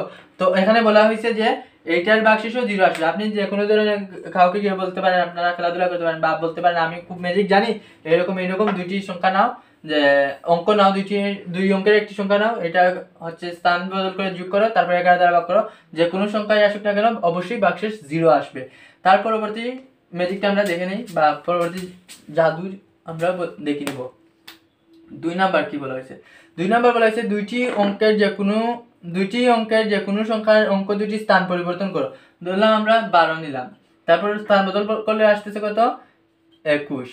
আচ্ছা, তারপর বলা হয়েছে বড় সংখ্যা থেকে ছোট সংখ্যাটি বিয়োগ করো। তাহলে 21 থেকে আমরা কি করব 12 বিয়োগ করব, বিয়োগ করলে কত আসতেছে 9। এখন বলছে আবার 9 দ্বারা ভাগ করতে। তাহলে আমরা 9 কে 9 দ্বারা ভাগ করব, কি আসবে 9 কে 9, অর্থাৎ আমার ভাগফল হচ্ছে 0। অর্থাৎ আপনি আরেকটা ম্যাজিক দেখতে পেলাম, যে কি যে 2 অঙ্কের একটি সংখ্যা নিব, নিয়ে আমার স্থান বদল করে বিয়োগ করব বড় সংখ্যা থেকে ছোট সংখ্যা। এই যে রেজাল্ট আসবে রেজাল্টকে যদি আমরা 9 দ্বারা ভাগ করি অবশ্যই ভাগশেষ 0 পাবো। তো আমরা 2 নম্বর ম্যাজিক শেষ, এখন আমরা 3 নম্বর ম্যাজিকটা দেব। 3 নম্বর ম্যাজিকে কি বলা হয়েছে যে 3 অঙ্কের যে কোনো সংখ্যা নাও। আমরা 3 নম্বরটা 3 অঙ্কের ধরে নিলাম 1 3 2 132 নিলাম। তো বলা হয়েছে অঙ্কগুলোকে বিপরীত ক্রমে লিখো। তাহলে আমরা বিপরীত ক্রমে লিখলে কি হবে 2 3 1। এরপর কি বলছে বড় সংখ্যা থেকে ছোট সংখ্যা বিয়োগ দাও।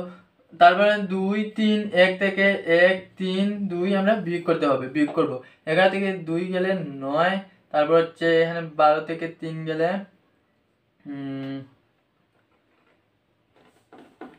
9, তারপর শেষ।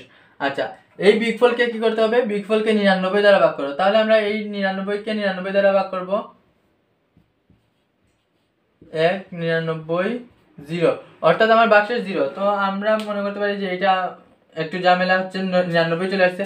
আমরা অন্য কোনো সংখ্যা নিয়ে দেখি যে আসে কিনা। যে আমরা একটু আগে দেখলাম যে আসতেছে, তাহলে আমরা একটু সংখ্যা চেঞ্জ করলাম।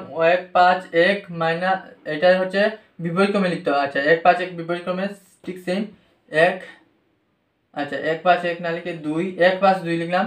তাহলে 2 5 1 251। তাহলে 251 থেকে 152 বিয়োগ করলে কত আসতেছে, 251 থেকে যে বড় সংখ্যা থেকে ছোট সংখ্যা বিয়োগ করবো 152 9, এটা হচ্ছে 14 থেকে 5 গেলে 9 99।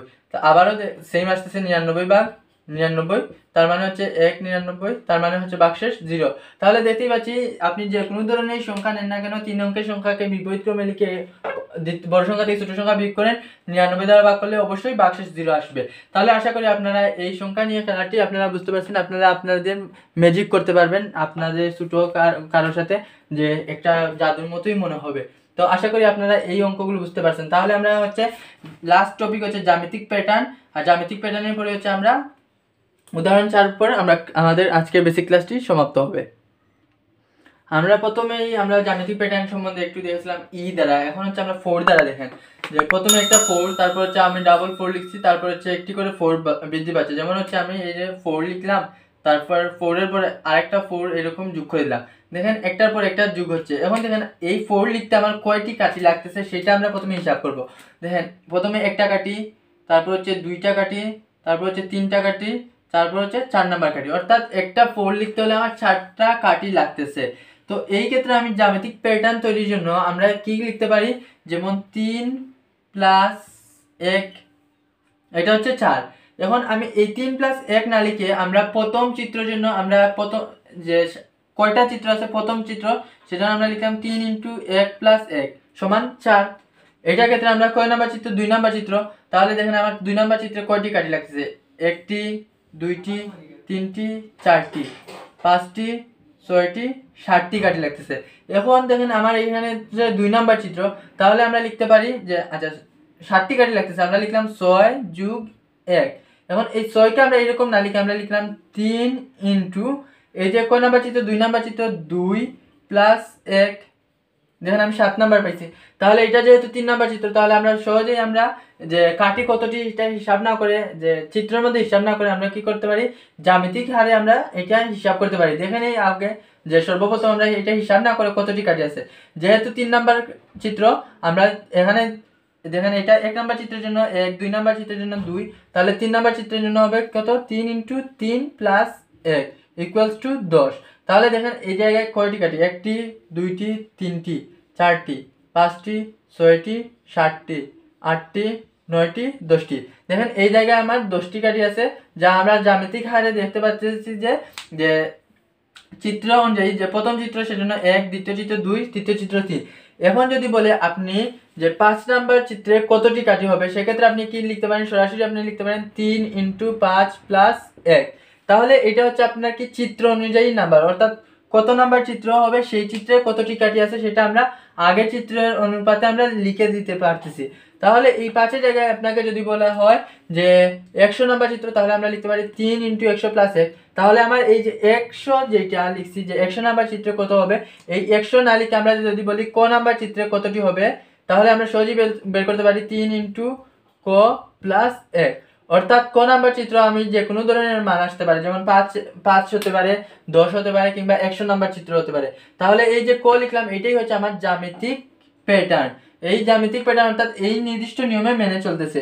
যদি আমি অন্য কোনো চিত্র দেখি, যেমন আরেকটা চিত্র বলা হয়েছে এখানে, আপনি সেই চিত্রগুলোর ক্ষেত্রে হিসাব করতে পারেন। যেমন এখানে হচ্ছে 6, এখানে কাটেছে 1 2 3 4 5 6, অর্থাৎ 5 ইন্টু 1 প্লাস 1 অর্থাৎ 6। এটার ক্ষেত্রে কত 5 ইন্টু 2 প্লাস 1 অর্থাৎ 11। সেক্ষেত্রে আমার জ্যামিতিক প্যাটার্ন কত 5 ক ইন্টু 1, এটা যেমন হচ্ছিল 3 ক ইন্টু 1, এটা হচ্ছে 5 ক ইন্টু 1, এটা হচ্ছে 5 ক প্লাস 2, যেমন ধরেন এখানে হচ্ছে 7, তাহলে 5 ইন্টু 1 প্লাস 2 দিলে 7 আসতেছে। ঠিক সেম এইরকম প্যাটার্ন ফলো করেই হচ্ছে আমরা জ্যামিতিক প্যাটার্নটি নির্ণয় করতে পারি এবং যে কোনো ধরনের কাঠির সংখ্যা নির্ণয় করতে পারবো। পরবর্তীতে একটি চিত্র দেখেন, যে এখানে বলা হয়েছে যে জ্যামিতিক প্যাটার্ন ইউজ করে আনসার বের করা হয়েছে। তাহলে এই যে cos স্কয়ার মাইনাস 1 বা 3 ক প্লাস 1, তাহলে এখানে বলা হয়েছে 3 ক প্লাস 1, তাহলে যদি 3 ক প্লাস 1 হয়, আর বলা হয়েছিল কি যে চতুর্থ পদ নির্ণয় করো, 3 ক প্লাস 1 এর চতুর্থ পদ নির্ণয় করো, 3 ক প্লাস 1 চতুর্থ পদ, তাহলে 3 ইন্টু 4 প্লাস 1 সমান কত 12 আর 1 13। দেখেন এই জায়গায় 12 আর 1 13 আসতেছে, যেমন 3 ক প্লাস 1 যখনই দিতেছি দেখেন এই জায়গায় রেজাল্টটি 13 আসতেছে। তাহলে এই প্যাটার্ন আমরা ইউজ করে আনসার করতে পারতেছি। আবার যখন আমার জ্যামিতিক প্যাটার্ন ইউজ করা হয়েছে, যে আমরা রাশিকে প্যাটার্ন হিসেবে আমরা ইউজ করতেছি cos স্কয়ার মাইনাস 1 হিসেবে, আর বলা হয়েছে যে পঞ্চম পদ নির্ণয় করতে, তাহলে পঞ্চম পদ বলতে কি ক এর জায়গায় 5 বসবে, তাহলে 5 square minus 1 equals to 24, 25 minus 1 অর্থাৎ 24। দেখেন আমার যে cos স্কয়ার মাইনাস 1 যেটা আসছে এই পদেও আমি 24 পেয়ে গেছি। অর্থাৎ আপনি প্যাটার্ন ফলো করে কততম পদ যখন বলা হবে, ধরেন 100তম পদ ক এর জায়গায় 100 বসাবো, 3 ক প্লাস 1 হোক বা যে কোনো ধরনের প্যাটার্ন হোক, যে মানটা শুধু কততম পদ সেই পদের মান বসায় দিলেই আমাদের আনসারটি চলে আসতেছে। আশা করি আপনারা জ্যামিতিক প্যাটার্ন কি এবং কিভাবে জ্যামিতিক প্যাটার্ন বের করতে হয় বুঝতে পারতেছেন। তো এখনকার টপিক হচ্ছে আমাদের উদাহরণ 4। তো উদাহরণ 4 এ আমি প্রশ্নটা লিখে না দিয়ে আমি সরাসরি করতেছি, কারণ আপনারা বইয়ের মধ্যে উদাহরণ 4 এর এই প্রশ্নগুলো পেয়ে যাবেন। তো এখানে প্রথমে বলা হয়েছে যে সমান দৈর্ঘ্যের সবগুলো রেখাংশ দিয়ে তৈরি করা আছে। ক নাম্বার প্রশ্নে বলা হয়েছে প্যাটার্নের চতুর্থ চিত্রটি রেখাংশের সংখ্যা নির্ণয় করো।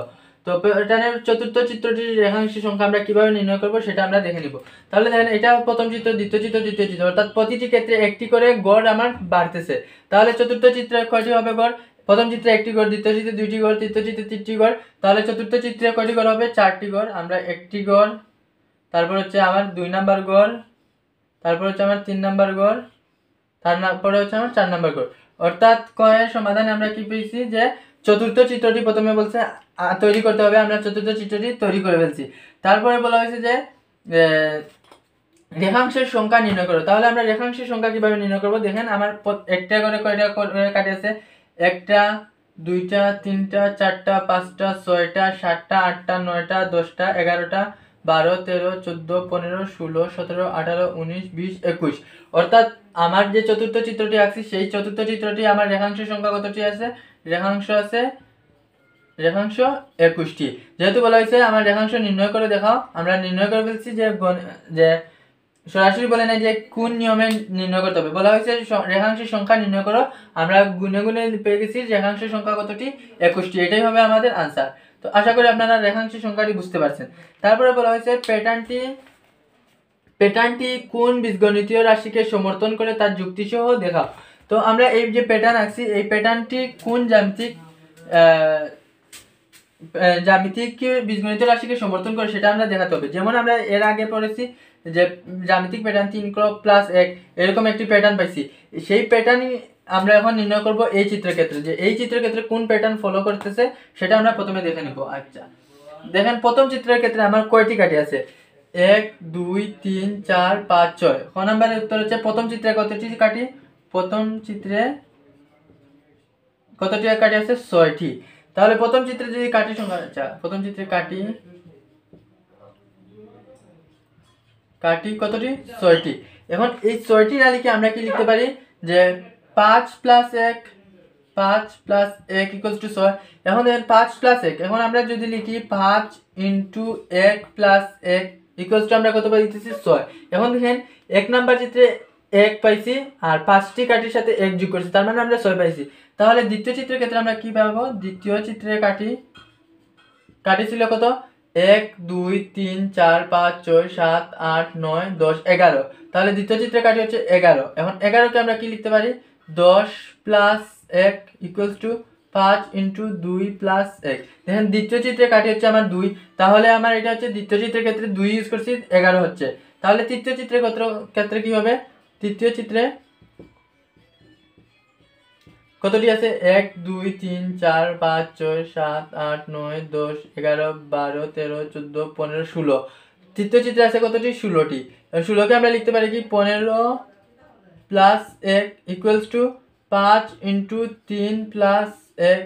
দেখেন আমি মানে যে চিত্রই আঁকতেছি সেই চিত্রের ক্ষেত্রে হচ্ছে আমার 5 জায়গায় আছে, 1 জায়গায় 5 জায়গায় 1 জায়গায়, কিন্তু চিত্র কোন নাম্বার চিত্র, কত নাম্বার চিত্র সেইটা চেঞ্জ হচ্ছে। প্রথম চিত্রের জন্য 1, দ্বিতীয় চিত্রের জন্য 2, তৃতীয় চিত্রের জন্য 3। তাহলে আমার কি হবে যে কতম চিত্র কি হবে? সুতরাং কতম চিত্রে আপনারা এই 3 নাম্বার চিত্রের পরে লিখবেন। সুতরাং কতম চিত্রে কাটি ইকুয়ালস টু কত হবে? 5 এর জায়গায় 5 হবে, যেহেতু কতম চিত্র। দেখেন 3 নাম্বার চিত্রে 3, 2 নাম্বার চিত্রে 2, তাহলে কতম চিত্রে হবে 5 ইন্টু ক প্লাস কত হবে? 1। তাহলে আমরা পেয়ে গেলাম কতম চিত্রে কাটির সংখ্যা 5ক প্লাস 1। 5ক প্লাস 1 আমরা কতম চিত্রে কাটির সংখ্যা পেয়ে গেছি। তাহলে প্যাটার্ন দেখেন আমার সব সময় এই 5ক প্লাস 1 বীজগণিতীয় রাশিকে ফলো করতেছে। তাহলে দেখেন 5ক প্রথম চিত্রে 5 ইন্টু 1 প্লাস 1 6, দ্বিতীয় চিত্রে কয়ের জায়গায় 2 বসাইছি, তৃতীয় চিত্রে কয়ের জায়গায় 3, 100 নম্বর চিত্রে যদি আমি কয়ের জায়গায় 100 বসাই তাহলে 100 নম্বর চিত্রে আমরা কাটির সংখ্যা বের করতে পারবো। তাহলে প্যাটার্নগুলো কোন জ্যামিতিক রাশিকে ফলো করতেছে বা রাশি দ্বারা প্রকাশ করা যায়? 5ক প্লাস 1 বীজগণিতীয় রাশি দ্বারা প্রকাশ করা যায়। তাহলে আমরা বীজগণিতিক রাশিটি আমরা নির্ণয় করে ফেলছি। যে আশা করি আপনারা এই প্যাটার্ন ইউজ করে আপনারা যে কোনো ধরনের ম্যাথ ইউজ করতে পারেন, যে কোনো ধরনের ম্যাথ সলভ করতে পারেন। আশা করি আপনারা উদাহরণ 4-এর 2 নম্বর প্রশ্নটি আমরা বুঝতে পারছেন এবং সহজেই সমাধান করতে পারবেন। তাহলে আমরা এরপরের প্রশ্নটি দেখে নিব। গ নম্বর প্রশ্ন বলা হয়েছে যে প্যাটার্নের প্রথম 50টি চিত্র তৈরি করতে মোট কতটি রেখাংশ? অর্থাৎ একটা চিত্র 6, এরপরটা হচ্ছে কত? 11। তাহলে 6 11, অর্থাৎ প্রথম 3টি চিত্র যদি আমার তৈরি করতে বলা হয় যে কতটি কাঠি লাগবে, দেখবো আমরা প্রথম চিত্রে 6টি, দ্বিতীয় চিত্রে 11টি, তৃতীয় চিত্রে কতটি? 1 2 11 12 13 14 15 16 16টি। তাহলে আমার 3টা চিত্র তৈরি করতে মোট কতটি কাঠি লাগবে? যে 6 প্লাস 11 প্লাস 16 ইকুয়ালস টু কত হচ্ছে? 27 28 33টি। অর্থাৎ যদি আপনাকে বলে প্রথম 3টি চিত্র তৈরি করতে কতটি রেখাংশ দরকার, বা তখন আমরা বলতে পারি যে মোট কতটি? 33টি রেখাংশ দরকার। ঠিক সেম এখানে বলা হয়েছে প্যাটার্নটির প্রথম 50টি চিত্র তৈরি করতে মোট কতটি রেখাংশ দরকার, অর্থাৎ প্রথম 50টির ক্ষেত্রে মোট কতটি রেখাংশ দরকার সবগুলো আমরা যোগ করে দিব। যেমন প্রথমটি 6 এর সাথে 11 যোগ করছি, ঠিক সেম 6 11 16, তারপরে চিত্রের যতটি কাটি সেগুলো যোগ করব, তারপর মোট 50টির ক্ষেত্রে আমরা পেয়ে যাব। তাহলে এইটার ক্ষেত্রে আমরা 50 নাম্বার চিত্রে কতটি কাঠির প্রয়োজন সেটা আমরা দেখে নিব। 50 নাম্বার চিত্রের জন্য আমরা প্রথমে আমরা প্যাটার্ন পাইছি কি? জ্যামিতিক প্যাটার্ন করতে পাইছি কি?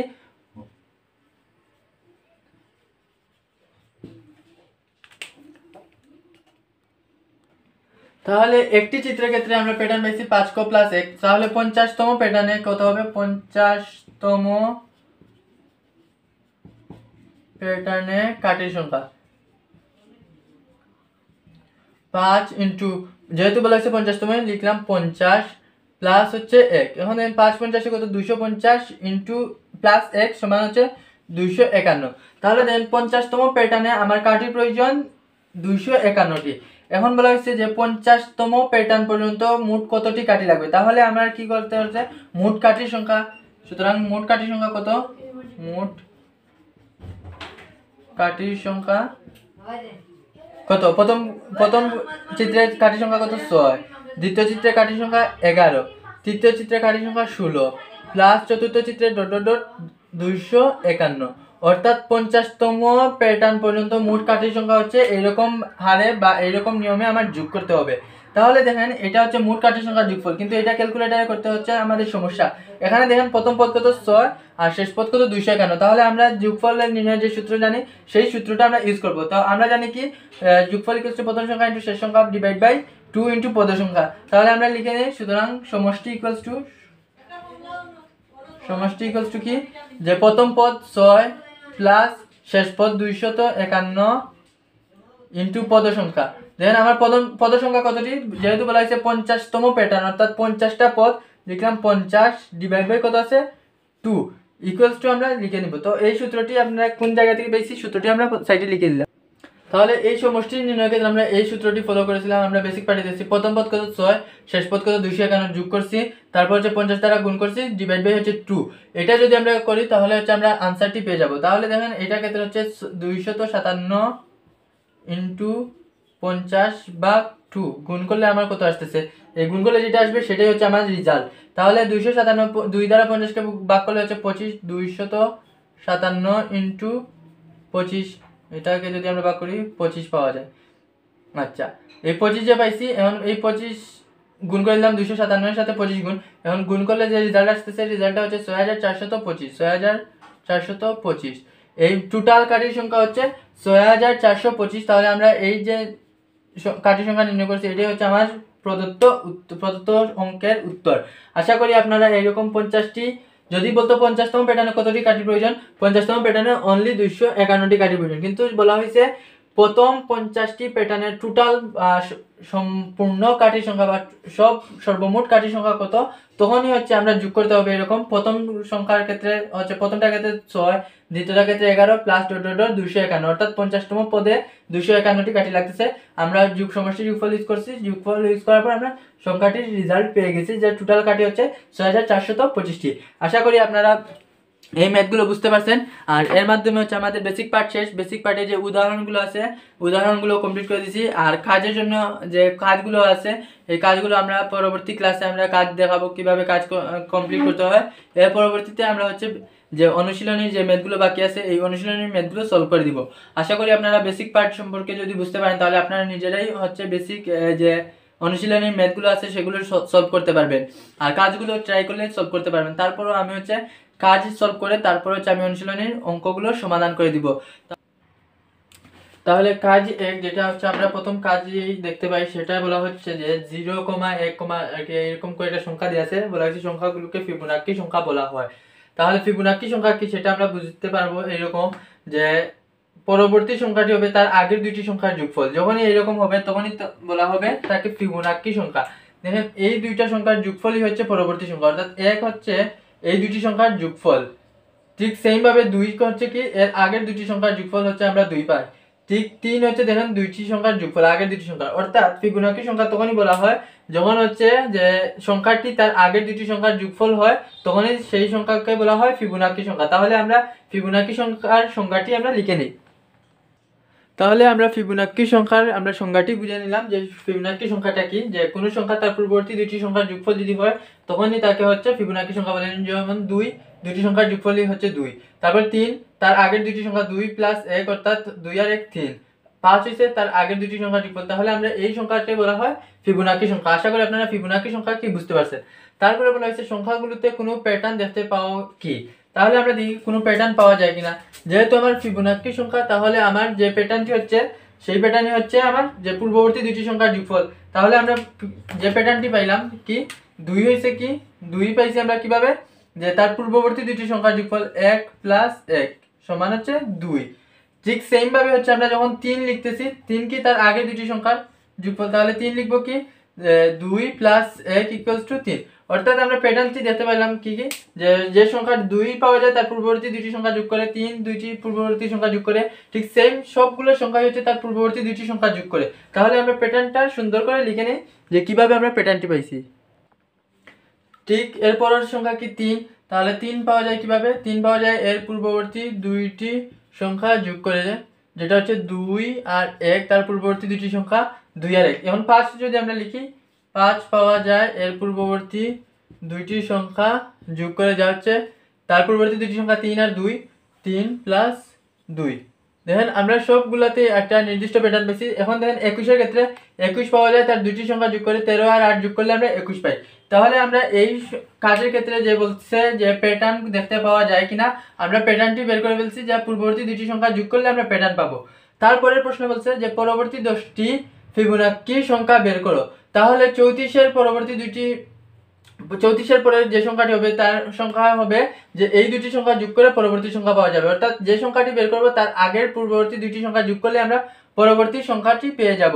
তাহলে আমরা এরকম লিখতে পারি যে পরবর্তী সংখ্যাটি 34-এর পরবর্তী সংখ্যাটি হবে 21 প্লাস 34-এর যোগফল।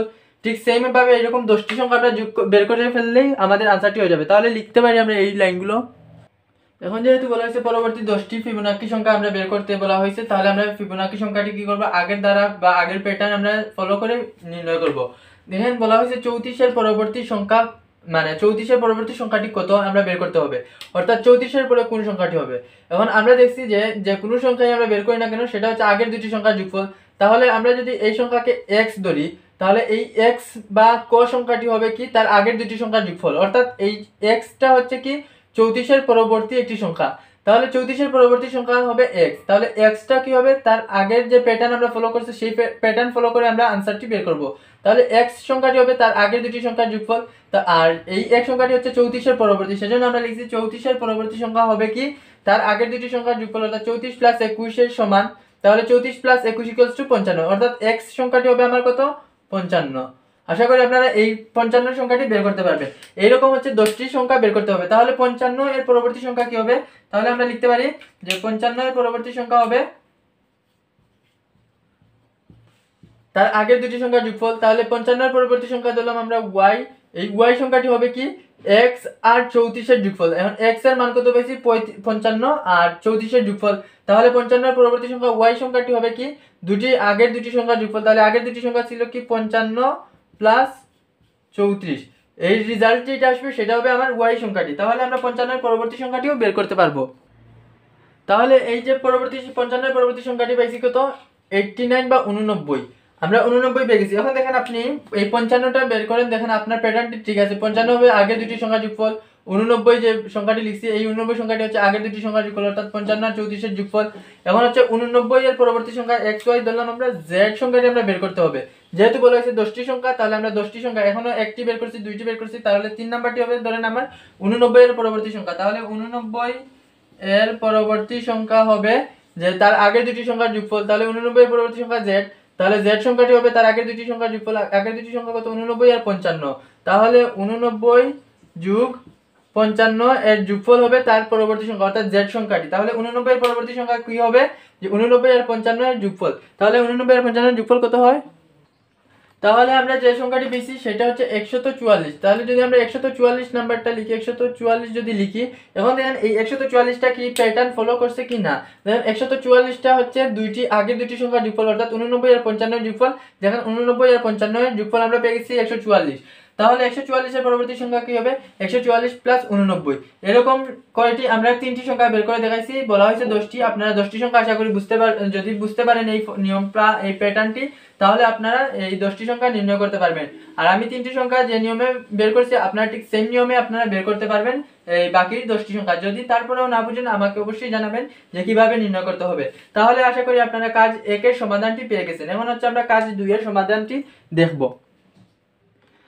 কাজ 2 এ বলা হয়েছে 1 থেকে 15 পর্যন্ত ক্রমিক স্বাভাবিক সংখ্যাগুলোর যোগফল বের করে সূত্র প্রতিষ্ঠা করো। এইটা হচ্ছে আমরা আগে একটা উদাহরণ দেখেছিলাম, উদাহরণ বলতে ক্রমিক স্বাভাবিক সংখ্যার যোগফল নির্ণয় যেটা দেখেছিলাম, ঠিক সেম এই প্রশ্নটাই হচ্ছে কাজ 2 এ বলা হয়েছে। আর ক্রমিক স্বাভাবিক সংখ্যা প্রশ্নটি 1 থেকে 10 পর্যন্ত ছিল, এখানে বলা হয়েছে 1 থেকে 15 পর্যন্ত। তাহলে আমরা ধরে নেই 1 থেকে 15 পর্যন্ত সংখ্যার যোগফল কি যে ক। তাহলে আমরা প্রথমে ধরে নিব যে ধরে নেই সংখ্যাগুলোর যোগফল ক। তাহলে আমরা দেখে নিলাম যে যোগফল যদি আমরা ক ধরে নেই, তাহলে আমরা লিখতে পারি ক ইকুয়ালস টু, যেহেতু সংখ্যাগুলোর যোগফল, তাহলে আমরা লিখতে পারি 1 যোগ 2 যোগ 3 যোগ 4। তাহলে ক এর যোগফল লিখলাম। এখন আবার কি করব, ক ইকুয়ালস টু আবার বিপরীত ক্রমে লিখব, কারণ ক এর মান যদি এইটা যোগফল হয় তাহলে বিপরীত ক্রমে লিখলেও সেম মানই আসবে। তাহলে আমরা বিপরীত ক্রমে লিখতে পারি 15 প্লাস 14 প্লাস এরকম। তাহলে আমরা দুইটাই লিখলাম, ক এর মান প্রথমে সিরিয়াল মেইনটেইন করে 1 থেকে লিখলাম, তারপর হচ্ছে বিপরীত ক্রমে লিখলাম 15 থেকে 1 পর্যন্ত। এখন দেখেন এই দুইটা রাশি আমরা কি করব, যোগ করে দিব। তাহলে 2 q ইকুয়ালস টু আমরা লিখতে পারি 2 q ইকুয়ালস টু, দেখেন এইটা 15 আর 1 কত 16, আমরা লিখলাম 16 প্লাস সবগুলো হচ্ছে 14 আর 2 কত 16, সবগুলো আমরা যোগ করে দিব। 16 প্লাস 16 প্লাস 16 প্লাস 16। এখন দেখেন আমার কয়টা 16 হবে, 1 2 3 4 5 6 7 8 9 10, অর্থাৎ 15টা 16 হওয়ার কথা। আমরা সবগুলো যোগ করলে 16 পাচ্ছি। দেন 13 আর 3 16, 12 আর 4 16, 11 আর 5 16, সবগুলো 16, 1 2 3 4 5 তাহলে দেখেন আমার এই যে যতটা পদ থাকবে সবগুলো পদই হচ্ছে আমার সেম, মানে ঠিক ততটি পদ থাকবে। 1 2 3 4 5 6 7 8 9 10 11 12 13। আচ্ছা 15টা পদ, 15টা পদেরই হচ্ছে সবগুলো হচ্ছে যোগফল করলে 16। দেখেন 15 আর 1 16, 14 2 16। তো এরকম যদি 16 16 লিখতে থাকি তাহলে আমাদের টাইম লাগবে। সেজন্য আমরা কি করব, মাঝে কয়েকটা হচ্ছে ডট ডট দিয়ে আমরা লিখে দিব, কারণ আমরা জানি মোট কতটি পদ আছে। মোট হচ্ছে আমার 15টি পদ হবে, কারণ 15টি পদেরই যোগফল করতেছি, সেজন্য আমরা ডট ডট ডট দিয়ে 16 লিখে দিব। তো আশা করি আপনারা বুঝতে পারছেন এতটুকু পর্যন্ত। এখন এখানে আমার 16 কতটি আছে, 16 হচ্ছে মোট আমার কতটি পদ, এখানে 15টি পদ যোগ করছি, তাহলে আমার 16 থাকবে 15টি। যেমন কত বেসিক ক্লাসে আমরা দেখেছিলাম ক প্লাস ক যদি হয় সেক্ষেত্রে আমরা লিখি 3 ক। ঠিক সেম হচ্ছে 16 প্লাস 16 যদি লিখি, অর্থাৎ 3 এর সাথে ক গুণ আছে, 16 প্লাস 16 প্লাস 16, তাহলে আমরা লিখবো 3 ইন্টু 16, অর্থাৎ 3 ষোলো 48। তাহলে এই তিনটা যোগ করে দেখেন 16 2 ষোলো 32, 3 ষোলো 48, আমরা 3 এর সাথে 16 গুণ করছি। ঠিক সেম ভাবে হচ্ছে আমার এখানে কতটি পদ আছে, আমার এখানে পদ আছে 15টি, সেজন্য আমরা লিখবো কতটি পদ, 15টি। 16 ইন্টু 15টি পদ, সেজন্য আমরা লিখলাম 15। আর এখানে আছে কি 2 ক, আমরা তাহলে লিখতে পারি ক ইকুয়ালস টু 16 ইন্টু 15 ভাগ 2। এই দুইটা এই দিকে ভাগ আকারে আসছে। এখন দেখেন এই যে 16 লিখছি, এই 16টাকে আমরা কি লিখতে পারি, ইকুয়ালস টু 2। 16টাকে আমরা ভেঙে লিখতে পারি কি প্রথম পদ প্লাস শেষ পদ, তাহলে 1 প্লাস 15 ইন্টু 15। এখন দেখেন আমার 1 প্লাস 15 ইন্টু 15, সেক্ষেত্রে আমরা কি লিখতে পারি যে প্রথম পদ প্লাস শেষ পদ ইন্টু পদ সংখ্যা বাই 2, তাহলে আমরা লিখলাম প্রথম পদ প্লাস শেষ পদ ইন্টু পদের সংখ্যা ডিভাইড বাই 2। এই যে সূত্রটা, এই সূত্রটা আমরা কি জানি, সমষ্টি সূত্র। তাহলে আমরা কি করা হয়েছে যে এটা সমষ্টি সূত্র, তাহলে আমরা লিখতে পারি সুতরাং সমষ্টি ইকুয়ালস টু, যে এই জায়গায় আমরা লিখে দেবো সুতরাং সমষ্টি ইকুয়ালস টু এইটা, এই সূত্রটা আমরা পেয়ে গেছি। সুতরাং এইটাই হচ্ছে আমাদের সূত্র প্রতিষ্ঠা। তাহলে আমরা লিখলাম প্রতিষ্ঠিত হয়ে গেল আমাদের সূত্রটি। আশা করি আপনারা এইরকম ভাবে সূত্র প্রতিষ্ঠা করতে পারবেন। তাহলে আমাদের কাজ 2 এর সমাধানও শেষ। এখন আমরা কাজ 3টি দেখব। 3 নাম্বার কাজ কি সেটা আমরা দেখে নেব। কাজ 3 এর প্রশ্ন বলা হয়েছে কি যোগফল বের করতে হবে, যে 1 প্লাস 4 প্লাস 3 7 প্লাস 10 প্লাস 13 এরকম বলা হয়েছে 31 পর্যন্ত সংখ্যার আমার যোগফল বের করতে হবে। তো আমরা এই ক্ষেত্রে আমরা কি করি, যোগফল নির্ণয়ের সহজ সূত্র আমরা জানি। এই সূত্রটি আমরা প্রথমে লিখে নিব। আমরা জানি কি যোগফল ইকুয়ালস টু প্রথম পদ প্লাস শেষ পদ ইনটু পদ সংখ্যা বাই 2। তাহলে আমরা কি লিখে নিব, যোগফল ইকুয়ালস টু,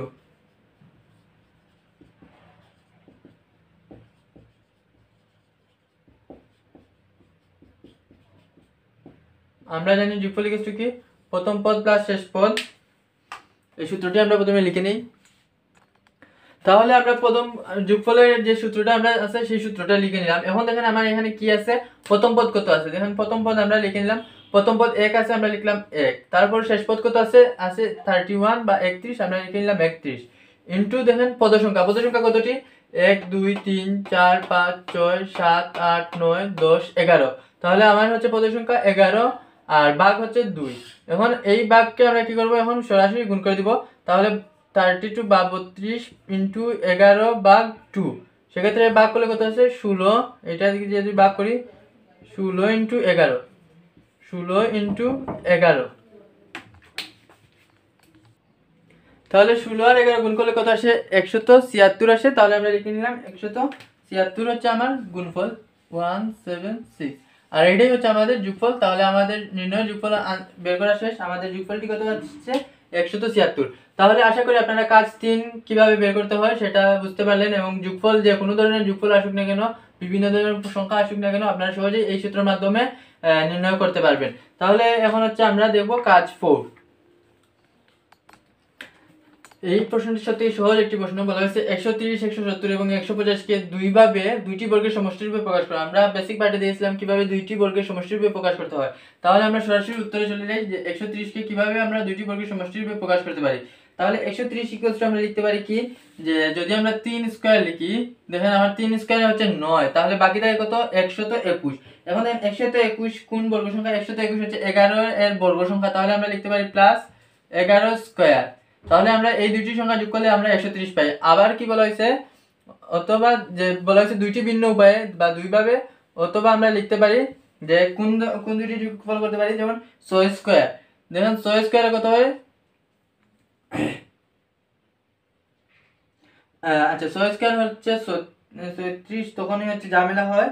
তো আমরা 6 স্কয়ার না লিখে দেখেন আমরা যদি 7 স্কয়ার লিখি, 7 স্কয়ার হয় 49। এখন 130 থেকে 49 চলে গেলে হচ্ছে বাকি থাকে কত, যে 81। তাহলে 81 হচ্ছে আমার 9 এর বর্গ, তাহলে 9 স্কয়ার লিখলাম 81। দেখেন এই দুইটি সংখ্যার যোগফলই হচ্ছে আবার 130।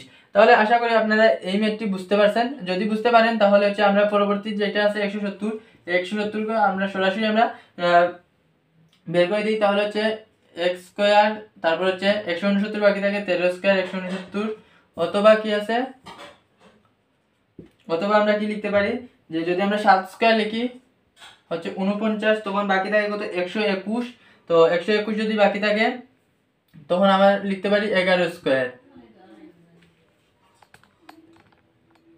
তাহলে 185 ক্ষেত্রে কি রকম হয়, 185 ইকুয়ালস টু আমরা কি লিখতে পারি, 185 জন্য আমরা যদি 4 স্কয়ার লিখি তাহলে তাই 16, 185 থেকে 16 গেলে 169, তার মানে হচ্ছে 13 স্কয়ার দিলে আমাদের আনসারটি হয়ে যাচ্ছে। আবার অথবা কি লিখতে পারি, যে আমরা যদি 8 স্কয়ার দিই তাহলে 8 স্কয়ার তখন হচ্ছে 64, তখন বাকি থাকে 121, তখন হচ্ছে 11 স্কয়ার।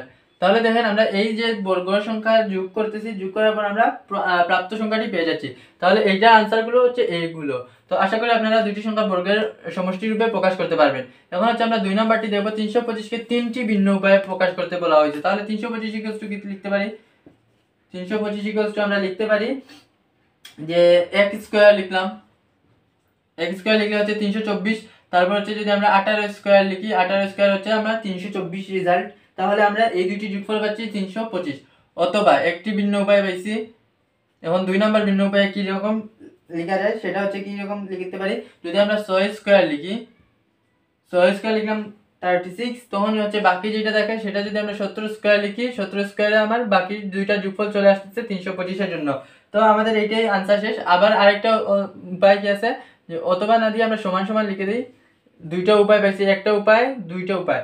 এখন 3 নম্বর উপায় যদি আমরা 10 স্কয়ার লিখি তাহলে দেখেন কি হয়, 10 স্কয়ার 100, তখন বাকি থাকে কত 225। তাহলে 15 স্কয়ার হচ্ছে আমরা জানি 225, তাহলে আমরা লিখতে পারলাম 15 স্কয়ার। দেখেন একটি উপায়, দুইটি উপায়, তিনটি উপায়। যেহেতু বলা হয়েছে তিনটি ভিন্ন উপায়ে দুইটি বর্গের সমষ্টি রূপে প্রকাশ করতে, আমরা তিনটি ভিন্ন উপায়ে সমষ্টি রূপে প্রকাশ করে শেষ। তাহলে আশা করি আপনারা কাজ 4 বুঝতে পারছেন। এখন হচ্ছে সবথেকে খুব ইম্পর্টেন্ট যেটা হচ্ছে ভিন্ন কৌশলে 4 ক্রমের ম্যাজিক বর্গ, অর্থাৎ কাজ 5 নাম্বার যেটা, আমরা এটা এখন সমাধান করার চেষ্টা করব। আমরা এই পর্বে আমরা দেখব যে কি ভিন্ন কৌশলে কিভাবে 4 ক্রমের ম্যাজিক বর্গ গঠন করতে হয়। তো আমরা যে ম্যাজিক বর্গ গঠন করব সেক্ষেত্রে আমরা একটি ম্যাজিক সংখ্যা নির্ণয় করতে হয়। এই ম্যাজিক সংখ্যাটি নির্ণয়ের জন্য একটা সহজ সূত্র আছে, তা হচ্ছে আমি লিখে দিলাম যে ক ক্রমের জন্য কি হয়। ধরে নিলাম ক ক্রমের জন্য আমার 4 ক্রম বা 5 ক্রম বা 7 ক্রম, যে কোনো ক্রম থাকুক না কেন, ক ক্রমের জন্য ম্যাজিক সংখ্যা প্রথমে আমরা নির্ণয় করতে হবে। তা না হলে আমরা বুঝবো কিভাবে যে কোনাকুনি যোগ করি বা পাশাপাশি বা উপনিত যোগ করি, কোন সংখ্যাটি আসবে সেটা আমরা বুঝতে পারবো না। সেজন্য আমরা ম্যাজিক সংখ্যাটি আমরা প্রথমে নির্ণয় করব। তাহলে ক ক্রমের জন্য ম্যাজিক সংখ্যা কত,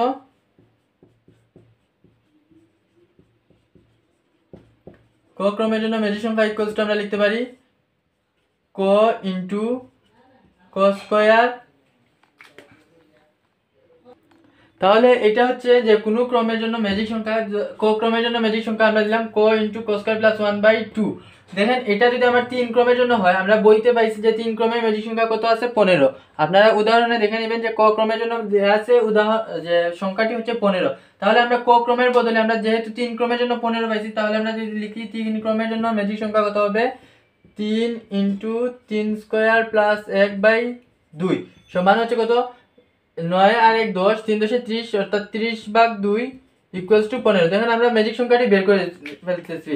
তাহলে 4 ক্রমের জন্য কি হবে 4 আর এটা হচ্ছে 16 প্লাস 1 17, 17 আর 34 যে হচ্ছে 68, 68/2 হচ্ছে 34। তাহলে আমরা হচ্ছে 4 ক্রমের জন্য ম্যাজিক সংখ্যাটি আমরা পেয়ে গেলাম। তাহলে আমরা যে সূত্রটি পাইছি সেই সূত্রটি হচ্ছে ক ক্রমের জন্য ম্যাজিক সংখ্যাটি হচ্ছে cos into cos square plus 1/2, অর্থাৎ যে কোনো ক্রম আপনি 5 ক্রমের জন্য ম্যাজিক সংখ্যাটি বের করতে পারবেন, 6 ক্রমের জন্য ম্যাজিক সংখ্যাটি বের করতে পারবেন, 3 ক্রমের জন্য, 4 ক্রমের জন্য, যে কোনো ক্রমের জন্য আপনি ম্যাজিক সংখ্যাটি বের করতে পারবেন। তাহলে এটা হচ্ছে আমার ম্যাজিক সংখ্যার সূত্র। তাহলে আমার 4 ক্রমের জন্য ম্যাজিক সংখ্যাটি কত আসতেছে, যে 4 ইনটু 16 প্লাস 1 ভাগ 2 সমান হচ্ছে 2 17 34। দেন 2 দিয়ে ভাগ করলাম, 2 × 17 সমান হচ্ছে 34। 4 ক্রমের জন্য ম্যাজিক সংখ্যাটি আমরা 34, এটা হচ্ছে আপনি উদাহরণেও দেখতে পাবেন যে 4 ক্রমের জন্য ম্যাজিক সংখ্যা 34। যেহেতু আমি এটা দিছি কারণ হচ্ছে আপনি যখন 5 ক্রমের জন্য ম্যাজিক সংখ্যা বের করতে যাবেন তখন ম্যাজিক সংখ্যাটি কি বা কত হবে সেটা আপনি জানেন না, সেজন্য আমরা ক ক্রমের জন্য ম্যাজিক সংখ্যাটি আমরা বের করে নিলাম। তাহলে আমরা এইটা 4 ক্রমের জন্য ম্যাজিক সংখ্যাটি কত পাইছি 34। এখন হচ্ছে আমার এখানে যে একটা নমুনা দিছি সেটা হচ্ছে 16টি গড় আছে আমার, যেহেতু বলা হয়েছে 16 পর্যন্ত ম্যাজিক বর্গ, অর্থাৎ 16 পর্যন্ত আমি প্রত্যেকটি একটি করে সংখ্যা বসাতে হবে এবং হচ্ছে কখনোই রিপিট হতে পারবে না। তাহলে আমরা এমনভাবে একটা বর্গ তৈরি করি, প্রথমে সেম একটা বর্গ করি 16টি গড় বিশিষ্ট। আমরা এটা একটা আচ্ছা একটু বড় করে দিই তাহলে বুঝতে হচ্ছে আপনাদের সুবিধা হবে।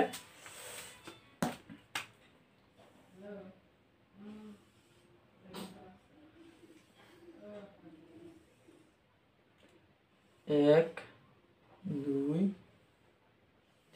4 1 2 3 4। দেখেন এখানে আমি এটার মতো 16টি আমি গড় বসাইছি, কিন্তু হচ্ছে এটা দিছে একটি নমুনা যে 16টি গড় আছে, কোন গড় প্রথম আর কোন গড় শেষ এটা আমি বোঝানোর জন্য এটা দিছি। তাহলে আমরা 16টি গড়ের জন্য আমরা কি করব, এখন চেঞ্জ করব। এখন এমন ভাবে করতে হবে, যেহেতু বলা হয়েছে ভিন্ন কৌশলে, বইয়ে একরকম দেওয়া আছে যে এক এখানে আসলো আর এখানে 16, তাহলে আমরা কোনাকুনি চেঞ্জ করছিলাম, কিন্তু যেহেতু বলা হয়েছে ভিন্ন কৌশলে সেজন্য আমরা ভিন্ন কৌশলে কিভাবে চেঞ্জ করতে হয় সেটি এখন আমি দেখাবো। দেখেন এটা হচ্ছে আমার 1 নাম্বার গড়, এটা হচ্ছে আমার 13 নাম্বার গড়। দেখেন 1 নাম্বার 13 নাম্বার এই দুইটা গড়কে আমরা কি করব, চেঞ্জ করে দিব। তাহলে আমি কি করব, 1 এর জায়গায় 13, 13 এর জায়গায় 1 চলে আসবে, তাহলে 1 এর জায়গায় 13 আর 13 এর জায়গায় 1 নিয়ে আসলাম।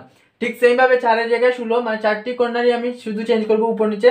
তাহলে 4 এর জায়গায় হচ্ছে আমার 16 আর 16 এর জায়গায় হচ্ছে আমার কত আসবে 4। দেখেন আমাদের মোটামুটি কাজ শেষ। এখন কাজ কি, মধ্যে যে 4টি গড় আছে এই মধ্যে 4টি গড়কে আমরা চেঞ্জ করতে হবে। তাহলে মধ্যে 4 এর গড়ে আমরা কিভাবে চেঞ্জ করব সেটা হচ্ছে এখন আমাদের দেখার বিষয়। দেখেন এখানে 6 10 7 11, মানে 6 10 6 7 10 11 এরকম ছিল।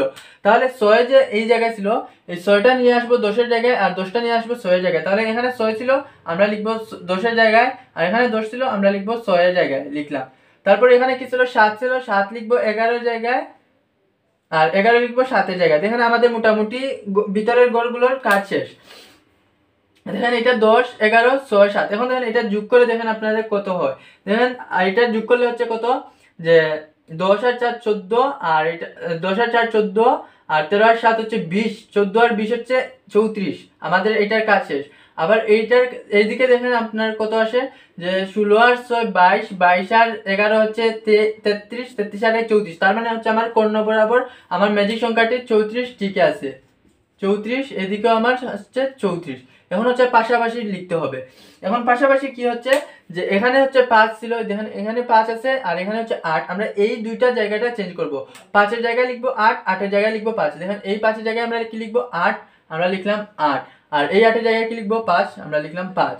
তারপরে কি হবে, তারপরে আবার সেম এরপরে একটা কি আছে 9, 9 এর জায়গায় লিখবো 12। তাহলে 9 এর জায়গায় এটা 9 এর জায়গায় এটা জায়গায় লিখবো 12, অর্থাৎ এই দুইটা সংখ্যা চেঞ্জ করছি এইটার মতো। ঠিক সেম হচ্ছে 12 এর জায়গায় কি লিখবো, এই 9টার জায়গায় যেহেতু 12 লিখে ফেলছি তাহলে 12 এর জায়গায় আমরা কি লিখবো 9। এখন দেখেন আমরা পাশাপাশি যদি যোগ করেন তাহলে কত আসতেছে, 10 আর 11 21, 21 আর 8 হচ্ছে 29, 29 আর 5 34। ঠিক সেম এটার ক্ষেত্রে দেখেন 12 আর 6 হচ্ছে 18, 18 আর 9 হচ্ছে কত 27, 27 আর 7 হচ্ছে 34। দেখেন আমার এই পাশের সংখ্যাও মিলে গেছে।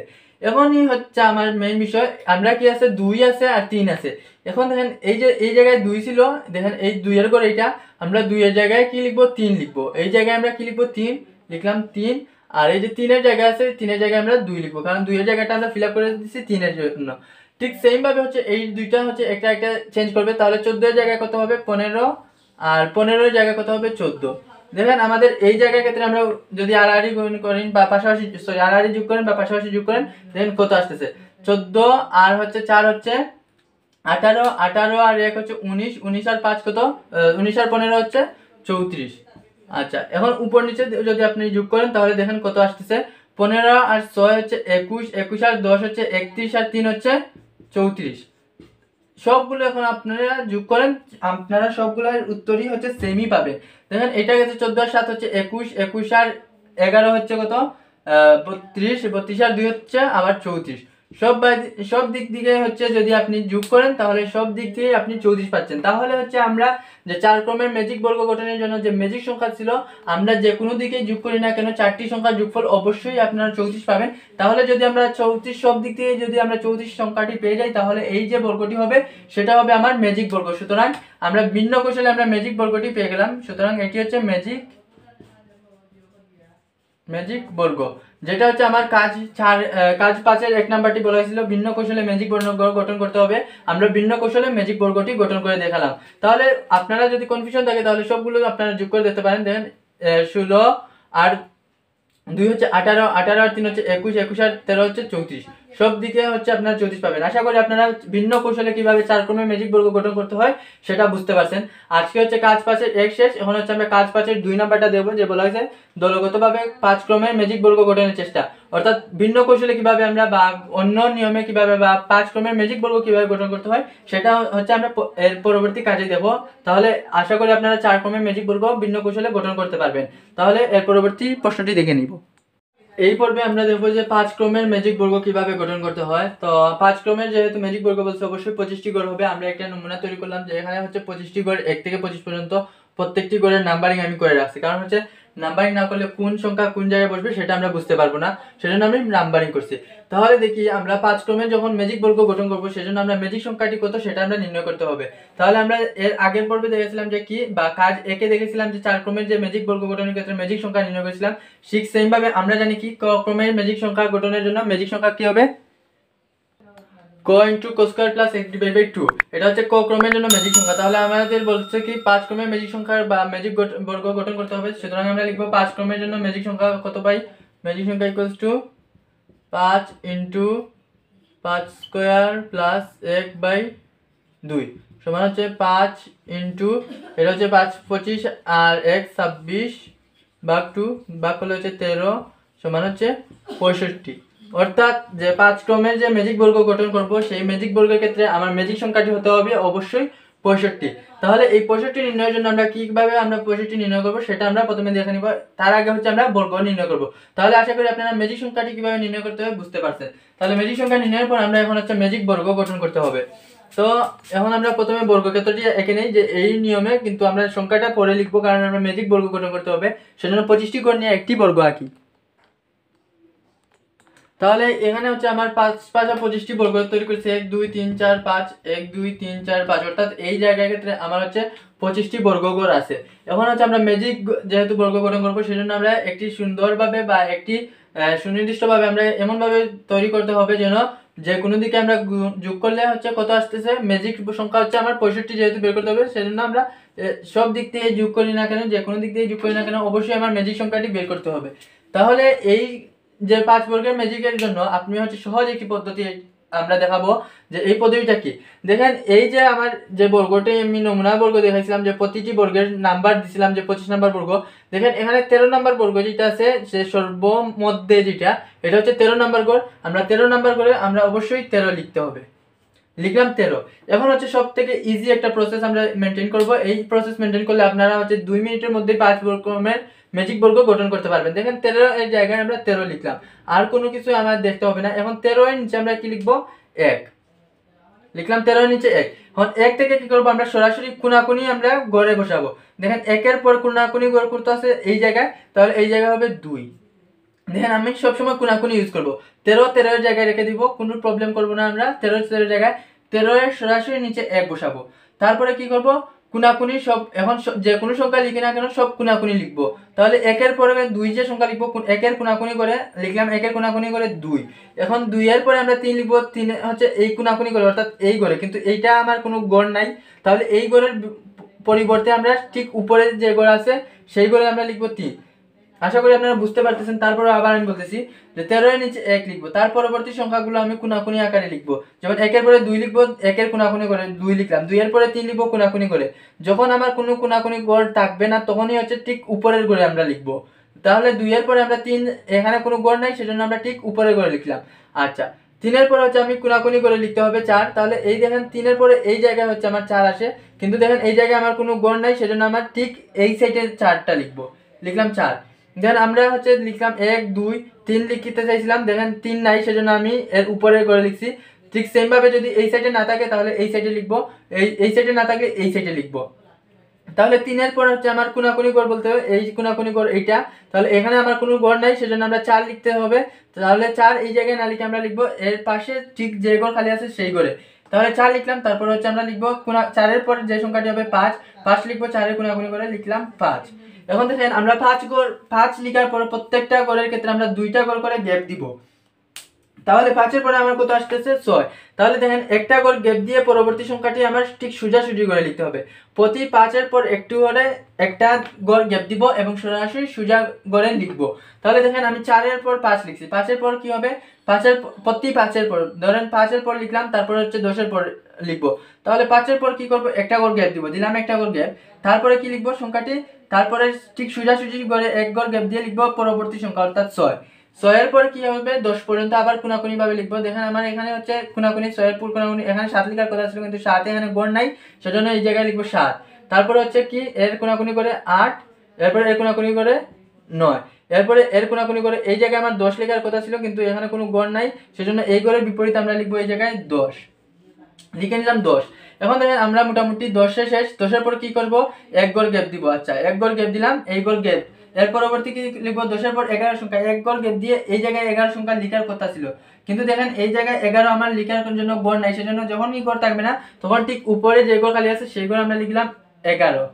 তাহলে আশা করি আপনারা বুঝতে পারছেন যে প্রতি 5-এর পর এক গড় গ্যাপ দিব। তাহলে 5-এর পর এক গড় গ্যাপ দিয়ে সরাসরি সোজা লিখলাম 6। ঠিক সেম 10-এর পর এক গড় গ্যাপ দিয়ে সরাসরি সোজা 11 লিখবো কিন্তু এখানে গড় নাই, সেজন্য আমরা এই জায়গায় 11 লিখলাম। তো 11-এর পর কি হবে, কোনাকুনি 12, 12-এর পর কোনাকুনি 13 অলরেডি দেওয়া আছে, 13-এর পর কোনাকুনি 14, 14-এর পর কোনাকুনি কি 15, 15-এর পর কি যে আবার 5 চলে আসছে, প্রতি 5 গুণিতকে আকারে চলে আসছে। তাহলে 15-এর পর কি করব, এক গড় গ্যাপ দিব। দেখেন এখানে কোনো গড় নাই, তাহলে এই গড় গ্যাপ, তারপর এক গড় গ্যাপ দিয়ে পরবর্তী করে কি সোজাসুজি 16 লিখতে হবে। অর্থাৎ আমার হচ্ছে 2টা গড় পাওয়ার কথা ছিল, যেমন এই গড় গ্যাপ হবে আর এই গড়ে আমরা লিখবো কত 16।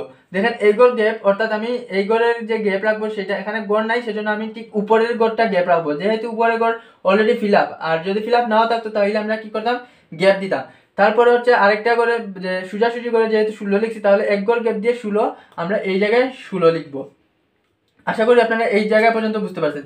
16-এর পর কি কোনাকুনি, 16-এর কোনাকুনি অর্থাৎ এই ঘরে আমার 17 হওয়ার কথা ছিল কিন্তু এই ঘরে কোনো কিছু নাই বা কোনো গড় নাই, সেজন্য আমরা কি করব, এই ঘরে আমরা কি লিখবো 17, অর্থাৎ 17 এর একদম পাশের ঘরে যেটা আছে পাশের ঘরে আমরা 17 লিখবো।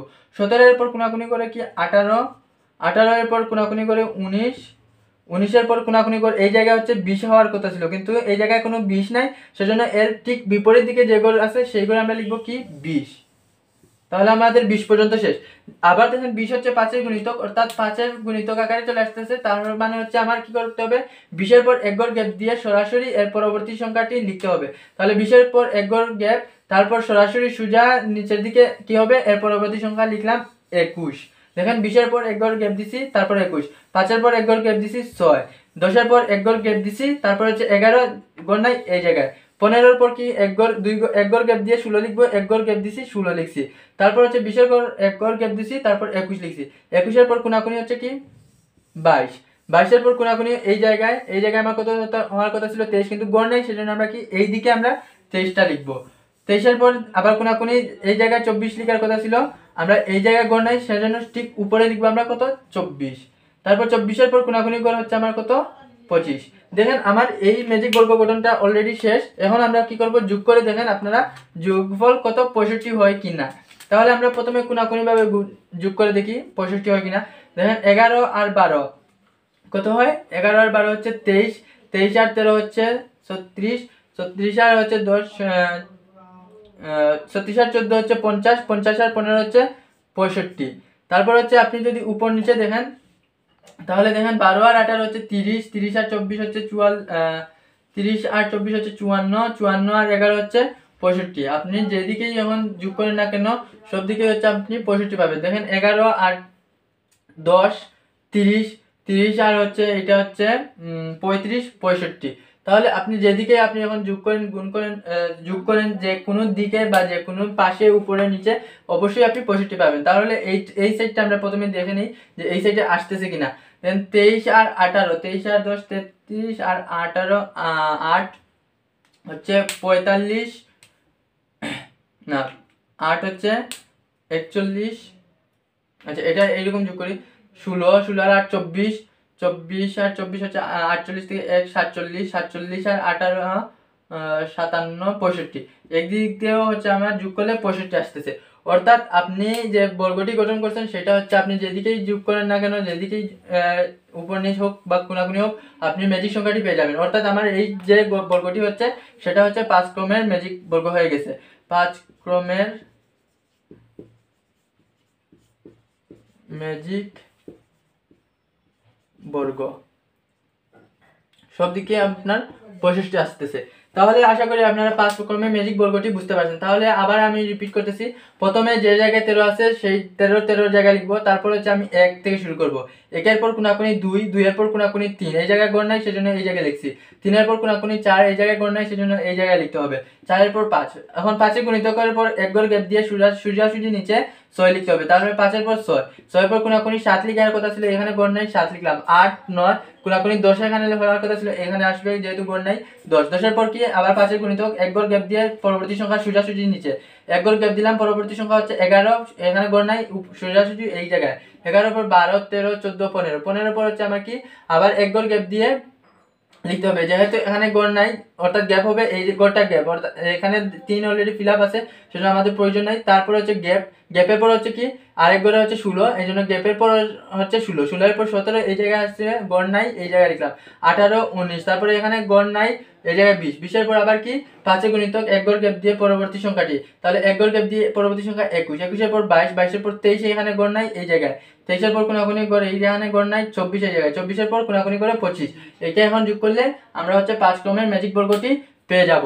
আশা করি আপনারা 5 ক্রমের ম্যাজিক বর্গ গঠনটি পারবেন। আর এটাই হচ্ছে আমাদের 5 ক্রমের ম্যাজিক বর্গ সংখ্যা। আর এর মাধ্যমে হচ্ছে এই চ্যাপ্টারে অর্থাৎ প্যাটার্ন চ্যাপ্টারে যে সবগুলো কাজের সমাধান শেষ হয়ে গেল।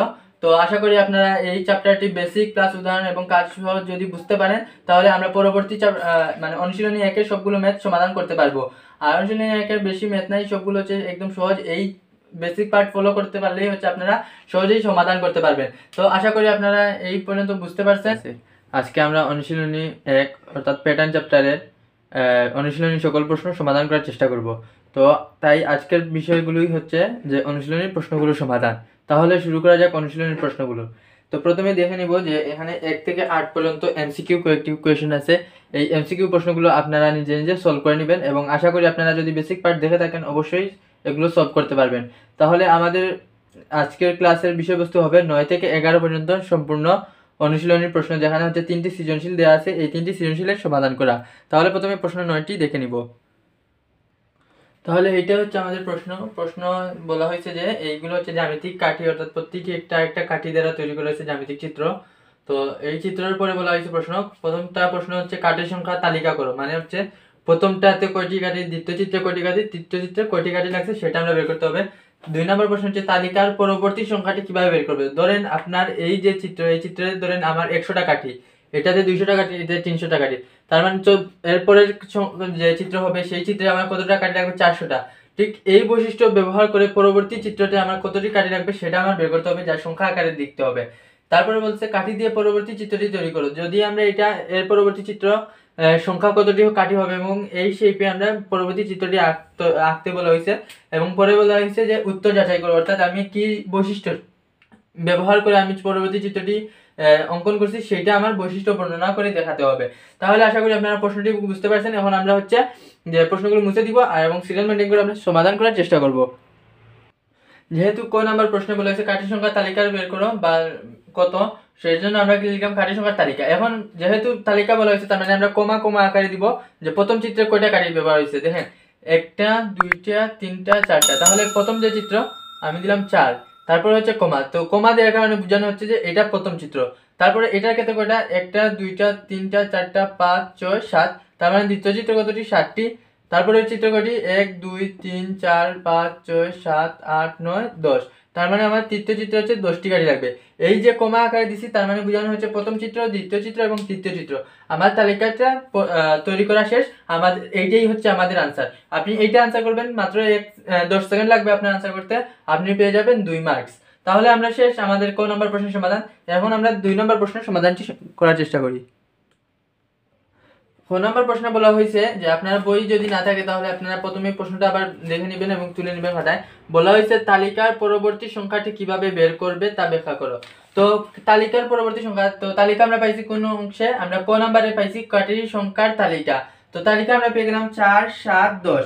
তাহলে তালিকার ক্ষেত্রে আমরা দেখেন পার্থক্য কত করে দেয়া আছে। দেখেন আমার এই যে 4 এবং 7, এই 4 এবং 7 এর মধ্যে আমার পার্থক্য কত আছে দেখেন। এটা যদি আমার হয় 4 এবং 7, এদের মধ্যে পার্থক্য 3, আবার এটার মধ্যে আমার পার্থক্য কত 3। আচ্ছা, যখন বলা হয়েছে তালিকার পরবর্তী সংখ্যা নির্ণয় করতে হবে, সেক্ষেত্রে হচ্ছে আমার তালিকা হবে কি 10 এর পরে ডট ডট, অর্থাৎ তালিকার 10 এর পরে পরবর্তী সংখ্যা। তাই আমরা লিখতে পারি কি যে তালিকার সংখ্যাগুলো, তো তালিকার সংখ্যাগুলো লিখে আমরা এই লাইনগুলো লিখে দিব, আমাদের আনসারটি চলে আসবে। তাহলে আমরা লিখলাম তালিকার সংখ্যাগুলো। যেহেতু আমাদের পরবর্তী সংখ্যা নির্ণয় করতে হবে সেজন্য আমরা ডট ডট দিলাম। তার মানে বোঝানো হচ্ছে যে পরবর্তী একটি সংখ্যা বাকি আছে, সেটা আমরা নির্ণয় করতে হবে। তো এখানে আমরা একটু আগে দেখেছিলাম যে পার্থক্য আমরা কত করে পাইছি 3 করে। তাহলে প্রতি ক্ষেত্রে আমরা যদি পার্থক্য 3 করে পাই তাহলে আমার কি পরবর্তী সংখ্যা কত হবে? সুতরাং আমরা লিখব পরবর্তী সংখ্যা 10 যোগ 3, অর্থাৎ পার্থক্য আমরা 3 করে বৃদ্ধি পাচ্ছে, অর্থাৎ সাথে সাথে 3 যোগ করলে 10 পাচ্ছি, 4 সাথে 3 যোগ করে 7 পাচ্ছি। তাহলে পরবর্তী সংখ্যা হবে 10 এর সাথে 3 যোগ করে। সুতরাং আমরা লিখব কি পরবর্তী সংখ্যা, আপনারা পরবর্তী সংখ্যা কি লিখবেন 10 + 3। তাহলে 10 যোগ 3 যোগ করে আমরা পাইলাম কত 13। এই 13ই হচ্ছে আমার পরবর্তী সংখ্যা, যা আমার নির্ণয় করতে বলা হয়েছে, আমরা নির্ণয় করে ফেলছি, এটাই হবে আমাদের আনসার। তো আশা করি আপনারা এই প্রশ্নটির উত্তর বুঝতে পারছেন। এখন আমরা গ নাম্বার প্রশ্নটি দেখে নিব। গ নাম্বার প্রশ্নে কি বলা হয়েছে? গ নম্বর প্রশ্নে বলা হয়েছে কাঠি দিয়ে পরবর্তী চিত্রটি তৈরি করো এবং তোমার উত্তর যাচাই করো। তো আমরা কাঠি দিয়ে পরবর্তী চিত্র যখন আমরা অঙ্কন করতে যাব তখন আমরা প্যাটার্ন দেখতে হবে যে আগের চিত্রগুলিতে প্যাটার্ন কি ইউজ করা হয়েছে। দেন এখানে আমার একটা আয়তক্ষেত্র, এখানে হচ্ছে 2টা আয়তক্ষেত্র একসাথে জয়েন্ট, এখানে 3টা আয়তক্ষেত্র একসাথে জয়েন্ট। তাহলে আমার পরবর্তী চিত্র কি হবে যে 4টা আয়তক্ষেত্র একসাথে জয়েন্ট এবং তাদের কাঠির সংখ্যা হবে একটা থেকে আরেকটার পার্থক্য 3 হবে, একটা থেকে আরেকটার পার্থক্য 3 হবে। তাহলে এই যে পরবর্তী যে চিত্র আঁকবো সেটা ক্ষেত্রে আমার পার্থক্য কত হতে হবে 3। তাহলে আমরা পরবর্তী চিত্রের ক্ষেত্রে আমরা হচ্ছে 4টি আয়তক্ষেত্র একসাথে রেখে নেই, একটি, তারপর হচ্ছে এটা হচ্ছে 2টি, তারপর হচ্ছে এটা 3টি, আর এরপর হচ্ছে এটা 4টি। অর্থাৎ মানে যেটা বলা হয়েছে পরবর্তী চিত্র আমরা লিখে নিব পরবর্তী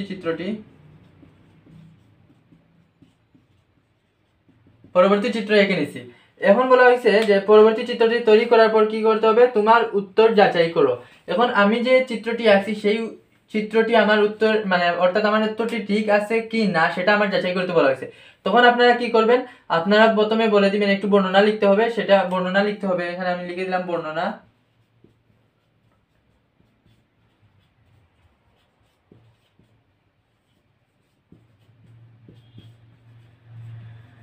কিভাবে হবে চিত্রটি?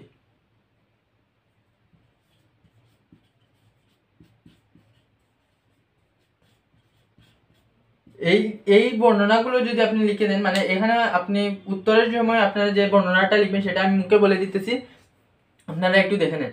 দেখেন এই যে চিত্রটি, সেক্ষেত্রে আপনারা এরকম বলতে পারেন যে কাঠি দিয়ে তৈরি যে প্রদত্ত প্যাটার্ন সেখানে হচ্ছে প্রতি ক্ষেত্রে হচ্ছে 3 করে বৃদ্ধি পাচ্ছে, যেমন 3টি করে কাঠি বৃদ্ধি পাচ্ছে। এখানে 4টি কাঠি ছিল, এখানে হচ্ছে 7টি, অর্থাৎ একটা কাঠি 2টা কাঠি 3টা কাঠি করে বৃদ্ধি পাচ্ছে। এটার ক্ষেত্রেও আবার দেখা যাচ্ছে 7-এর সাথে আবার 3টি কাঠি বৃদ্ধি পাচ্ছে। তাহলে আমার পরবর্তী চিত্র হবে কি যে 7-এর সাথে আমার এখানে হচ্ছে 7, তারপর এখানে 10। তাহলে 10-এর সাথে পরবর্তী চিত্রটিতে 3টি কাঠি যোগ হবে, সেখানে হবে কত 13। এখন আমরা দেখেন এখানে কতটি কাঠি আছে, 1টা 2টা 3টা 4 5 6 7 8 9 10 11 12 13। আমরা কাঠির সংখ্যা ঠিক আছে, তার মানে এই সাইড পর্যন্ত আমার ঠিক আছে। তারপরে বলতে হবে যে কি এখানে আছে একটি আয়তক্ষেত্র, এখানে 2টি আয়তক্ষেত্র, এখানে 3টি আয়তক্ষেত্র। সুতরাং চতুর্থ চিত্রটিতে আমার 4টি আয়তক্ষেত্র হবে। এই যেহেতু আমার 4টি আয়তক্ষেত্র হবে, আমরা চিত্র উদ্দীপকের মানে আমরা যে তৈরি চিত্র দেখছি সেই চিত্রতেও আমরা 4টি আয়তক্ষেত্র পাইছি। সুতরাং আমার উত্তরটি যথার্থ। এইটা লিখে দিয়ে আপনারা আনসার দিয়ে দিবেন, আপনাদের আনসারটি হয়ে যাবে। তো আশা করি আপনাদের 9 নম্বর প্রশ্নে কোনো সমস্যা থাকার কথা না। তারপরে যদি সমস্যা থাকে অবশ্যই আমাকে জানাবেন। এখন আমরা প্রশ্ন 10 সলভ করার চেষ্টা করি। তাহলে প্রশ্ন 10 হচ্ছে ঠিক আগের মতোই, এখানে হচ্ছে ত্রিভুজ দিয়ে 3টি চিত্র দেওয়া হয়েছে, একটা প্রথম চিত্র, দ্বিতীয় চিত্র, তৃতীয় চিত্র। তো প্রথম ক নাম্বার প্রশ্ন বলা হয়েছে চতুর্থ চিত্রে দিয়ে আসলে কাঠের সংখ্যা বের করো। তাহলে আমরা চতুর্থ চিত্র প্রথমে এঁকে নিব, তারপরে হচ্ছে কাঠের সংখ্যা বের করতে পারবো সহজেই। তারপরে বলা হয়েছে প্যাটার্নটির পরবর্তী সংখ্যা কিভাবে বের করবে তা ব্যাখ্যা করো। শততম প্যাটার্ন তৈরিতে কতগুলো দিয়ে আসলে কাঠের প্রয়োজন তা বের করতে হবে। তো এই যে প্রশ্নগুলো, এগুলো হচ্ছে আমরা বেসিক পার্টে আমরা অলরেডি দেখে আসছি, তারপরেও আমি আবার সমাধান করে দিতেছি যে আপনাদের সুবিধার জন্য। যদি আপনারা বেসিক ক্লাস খুব ভালোভাবে না দেখে থাকেন বা না বুঝে থাকেন, তাহলে এই ক্লাস দেখানোর জন্য আপনারা বেসিক ক্লাসটার অভাব পূরণ করতে পারেন, সেজন্য আমি এটা আবার ডিটেলসে আমি বলে দিব। তো আমরা প্রথমে ক নাম্বার প্রশ্নটি সমাধান করে ফেলি। বলা হচ্ছে চতুর্থ চিত্র দিয়ে আসলে কাঠের সংখ্যা বের করো। তো চতুর্থ চিত্র তো আমরা জানি না কি, তো আমরা চতুর্থ প্যাটার্ন আমরা ইউজ করতে পারবো। প্রথম দুই তিনটা চিত্র দেখে আমরা প্যাটার্ন দেখতে পারি চতুর্থ প্যাটার্ন। তাহলে আমরা কোন নাম্বারের সমাধান পাই কি, চতুর্থ প্যাটার্ন লিখে দিই। চতুর্থ প্যাটার্নটি হবে কিরকম, যে প্রতিটা ক্ষেত্রে একটা করে ত্রিভুজ বাড়তেছে, তাহলে এটার ক্ষেত্রে একটা করে ত্রিভুজ বাড়বে। প্রথমে যে চিত্র যেরকম ছিল ঠিক সেই রকম প্রথম, তারপর এটা হলো দ্বিতীয় চিত্র, তারপর হলো তৃতীয় চিত্র, তাহলে চতুর্থ চিত্রটি এইরকমই হবে।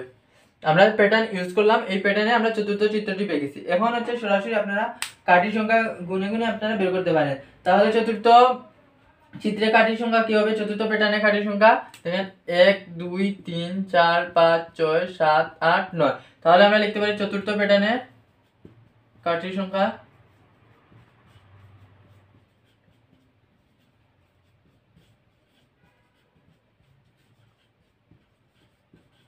কত হয়েছে, যে 3 4 5 6 7 8 9। তাহলে চতুর্থ প্যাটার্নে কাঠির সংখ্যা 9টি।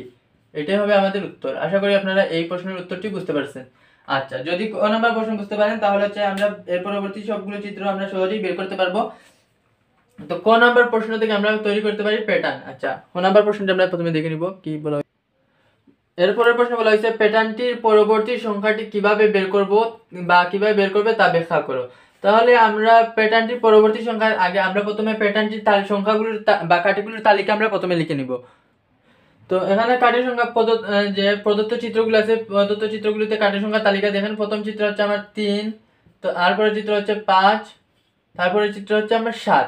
এটা হচ্ছে কাঠির সংখ্যার তালিকা। তাহলে সংখ্যাগুলির তালিকা আমরা কি কি পাইছি, যে 3 5 7, এবং হচ্ছে আমরা জানি না পরবর্তী সংখ্যা, সেজন্য আমরা সংখ্যাগুলির তালিকা 3 5 7 পরে ডট ডট দিয়ে দিব। তাহলে আমরা লিখি সংখ্যার তালিকা। সুতরাং সংখ্যার তালিকা কত, 3 5 7 ডট ডট ডট।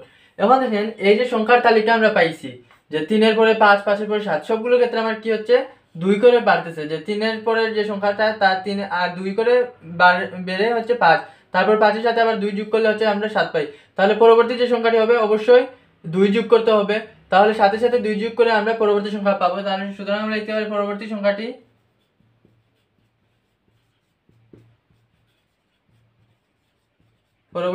কি হবে, যে সাথে সাথে 2 যোগ করতে হবে। যেহেতু আমার সব সময় 2 করে বাড়ছে, তাহলে আমরা লিখতে পারি পরবর্তী সংখ্যাটি 7 + 2 = 9। অর্থাৎ আমরা পরবর্তী সংখ্যাটি নির্ণয় করে ফেললাম। এটাই হবে আমাদের आंसर। আশা করি আপনারা 2 নম্বর প্রশ্নটিও বুঝতে পারছেন। তাহলে 2 নম্বর প্রশ্ন যদি বুঝে থাকেন, এখন আমরা 3 নম্বর প্রশ্নের সমাধান করার চেষ্টা করি। 3 নম্বর প্রশ্নে কি বলা হয়েছে, 3 নম্বর প্রশ্নে বলা হয়েছে শততম প্যাটার্ন তৈরিতে কতগুলো দিয়াশলাইয়ের কাঠির প্রয়োজন। তো শততম চিত্র তৈরির আগে আমরা একটা বেসিক পার্টে দেখেছিলাম যে বীজগাণিতিক রাশি আমরা বের করেছিলাম।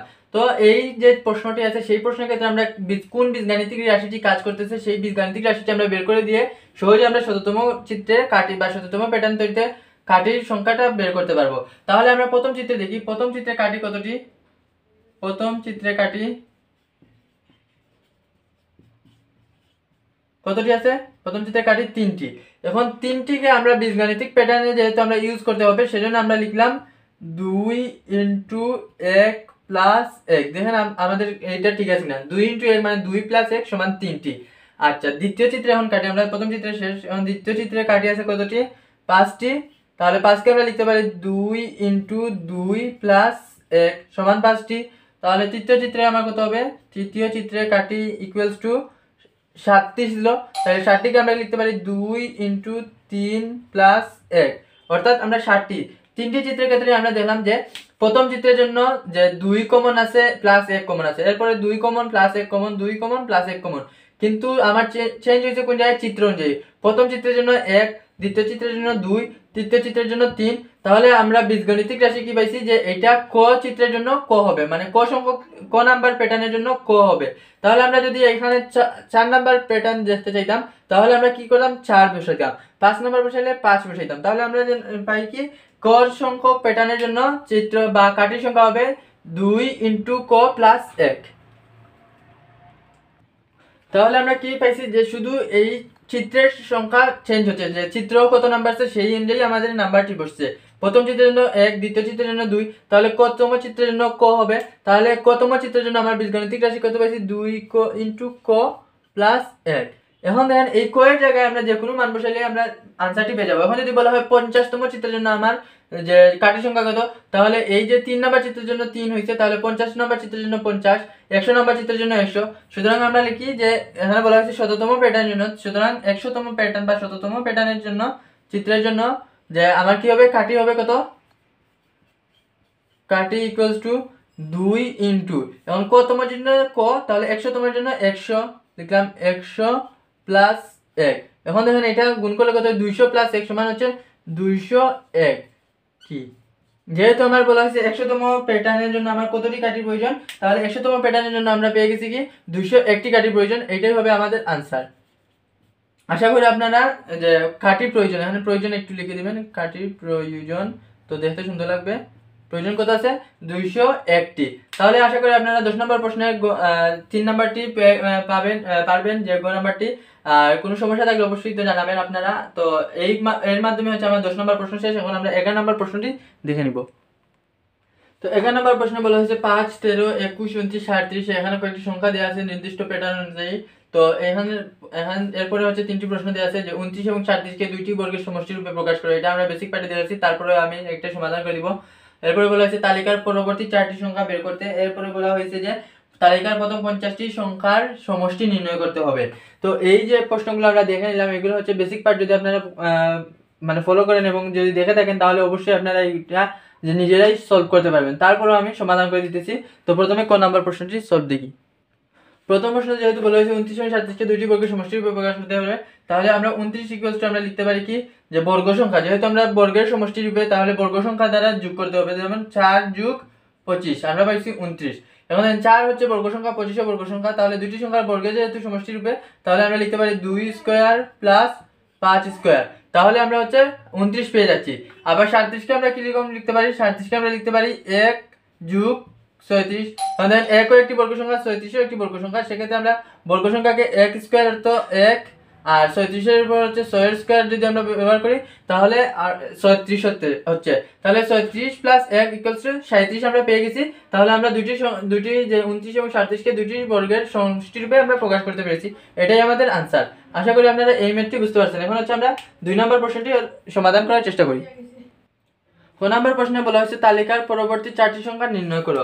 যেহেতু আমরা 4টি সংখ্যা নির্ণয় করতে হবে, সেক্ষেত্রে আমরা প্রথমে সংখ্যাগুলোর তালিকা আমরা লিখবো, তারপর হচ্ছে পার্থক্য বের করবো, তারপর হচ্ছে আমরা সংখ্যাগুলোর যে পরবর্তী সংখ্যাগুলো নির্ণয় করবো। তাহলে আমরা সংখ্যাগুলোর তালিকা প্রথমে লিখে নিই। তাহলে সংখ্যাগুলোর তালিকা যেটা উদ্দীপকে দেওয়া আছে, আমরা সেই উদ্দীপক অনুযায়ী আমরা লিখে নিই। 5, 13, 21, 29, 37 এখন দেখেন এই যে সংখ্যাগুলো আছে, এই সংখ্যাগুলোর ক্ষেত্রে আমরা পার্থক্য কত করে পাই সেটা দেখেন। 5 আর 13 মধ্যে পার্থক্য কত, 13 থেকে 5 বিয়োগ যদি করি তাহলে আমরা পার্থক্য পাই 8। আচ্ছা, আবার 21 আর 13 ক্ষেত্রেও আমরা পার্থক্য কত পাই 8। 29 আর 21 এর ক্ষেত্রেও পার্থক্য 8। 29 আর 37 মধ্যে পার্থক্য হচ্ছে আমার 8। দেখেন সর্বক্ষেত্রে আমি পার্থক্য 8 পাচ্ছি। তাহলে আমার যে পরবর্তী সংখ্যা হবে তা হচ্ছে যে 37 এর সাথে 8 এর যোগফল। তাহলে আমরা লিখতে পারি পরবর্তী 4টি সংখ্যা হবে কি, যে প্রতি ক্ষেত্রে আমরা এরকম লিখবো যে যেহেতু প্রতি ক্ষেত্রে পার্থক্য 8, যেহেতু প্রতি ক্ষেত্রে আমরা পার্থক্য 8 পাইছি, সুতরাং পরবর্তী 4টি সংখ্যা এরকম লিখে দেব। সুতরাং পরবর্তী 4টি সংখ্যা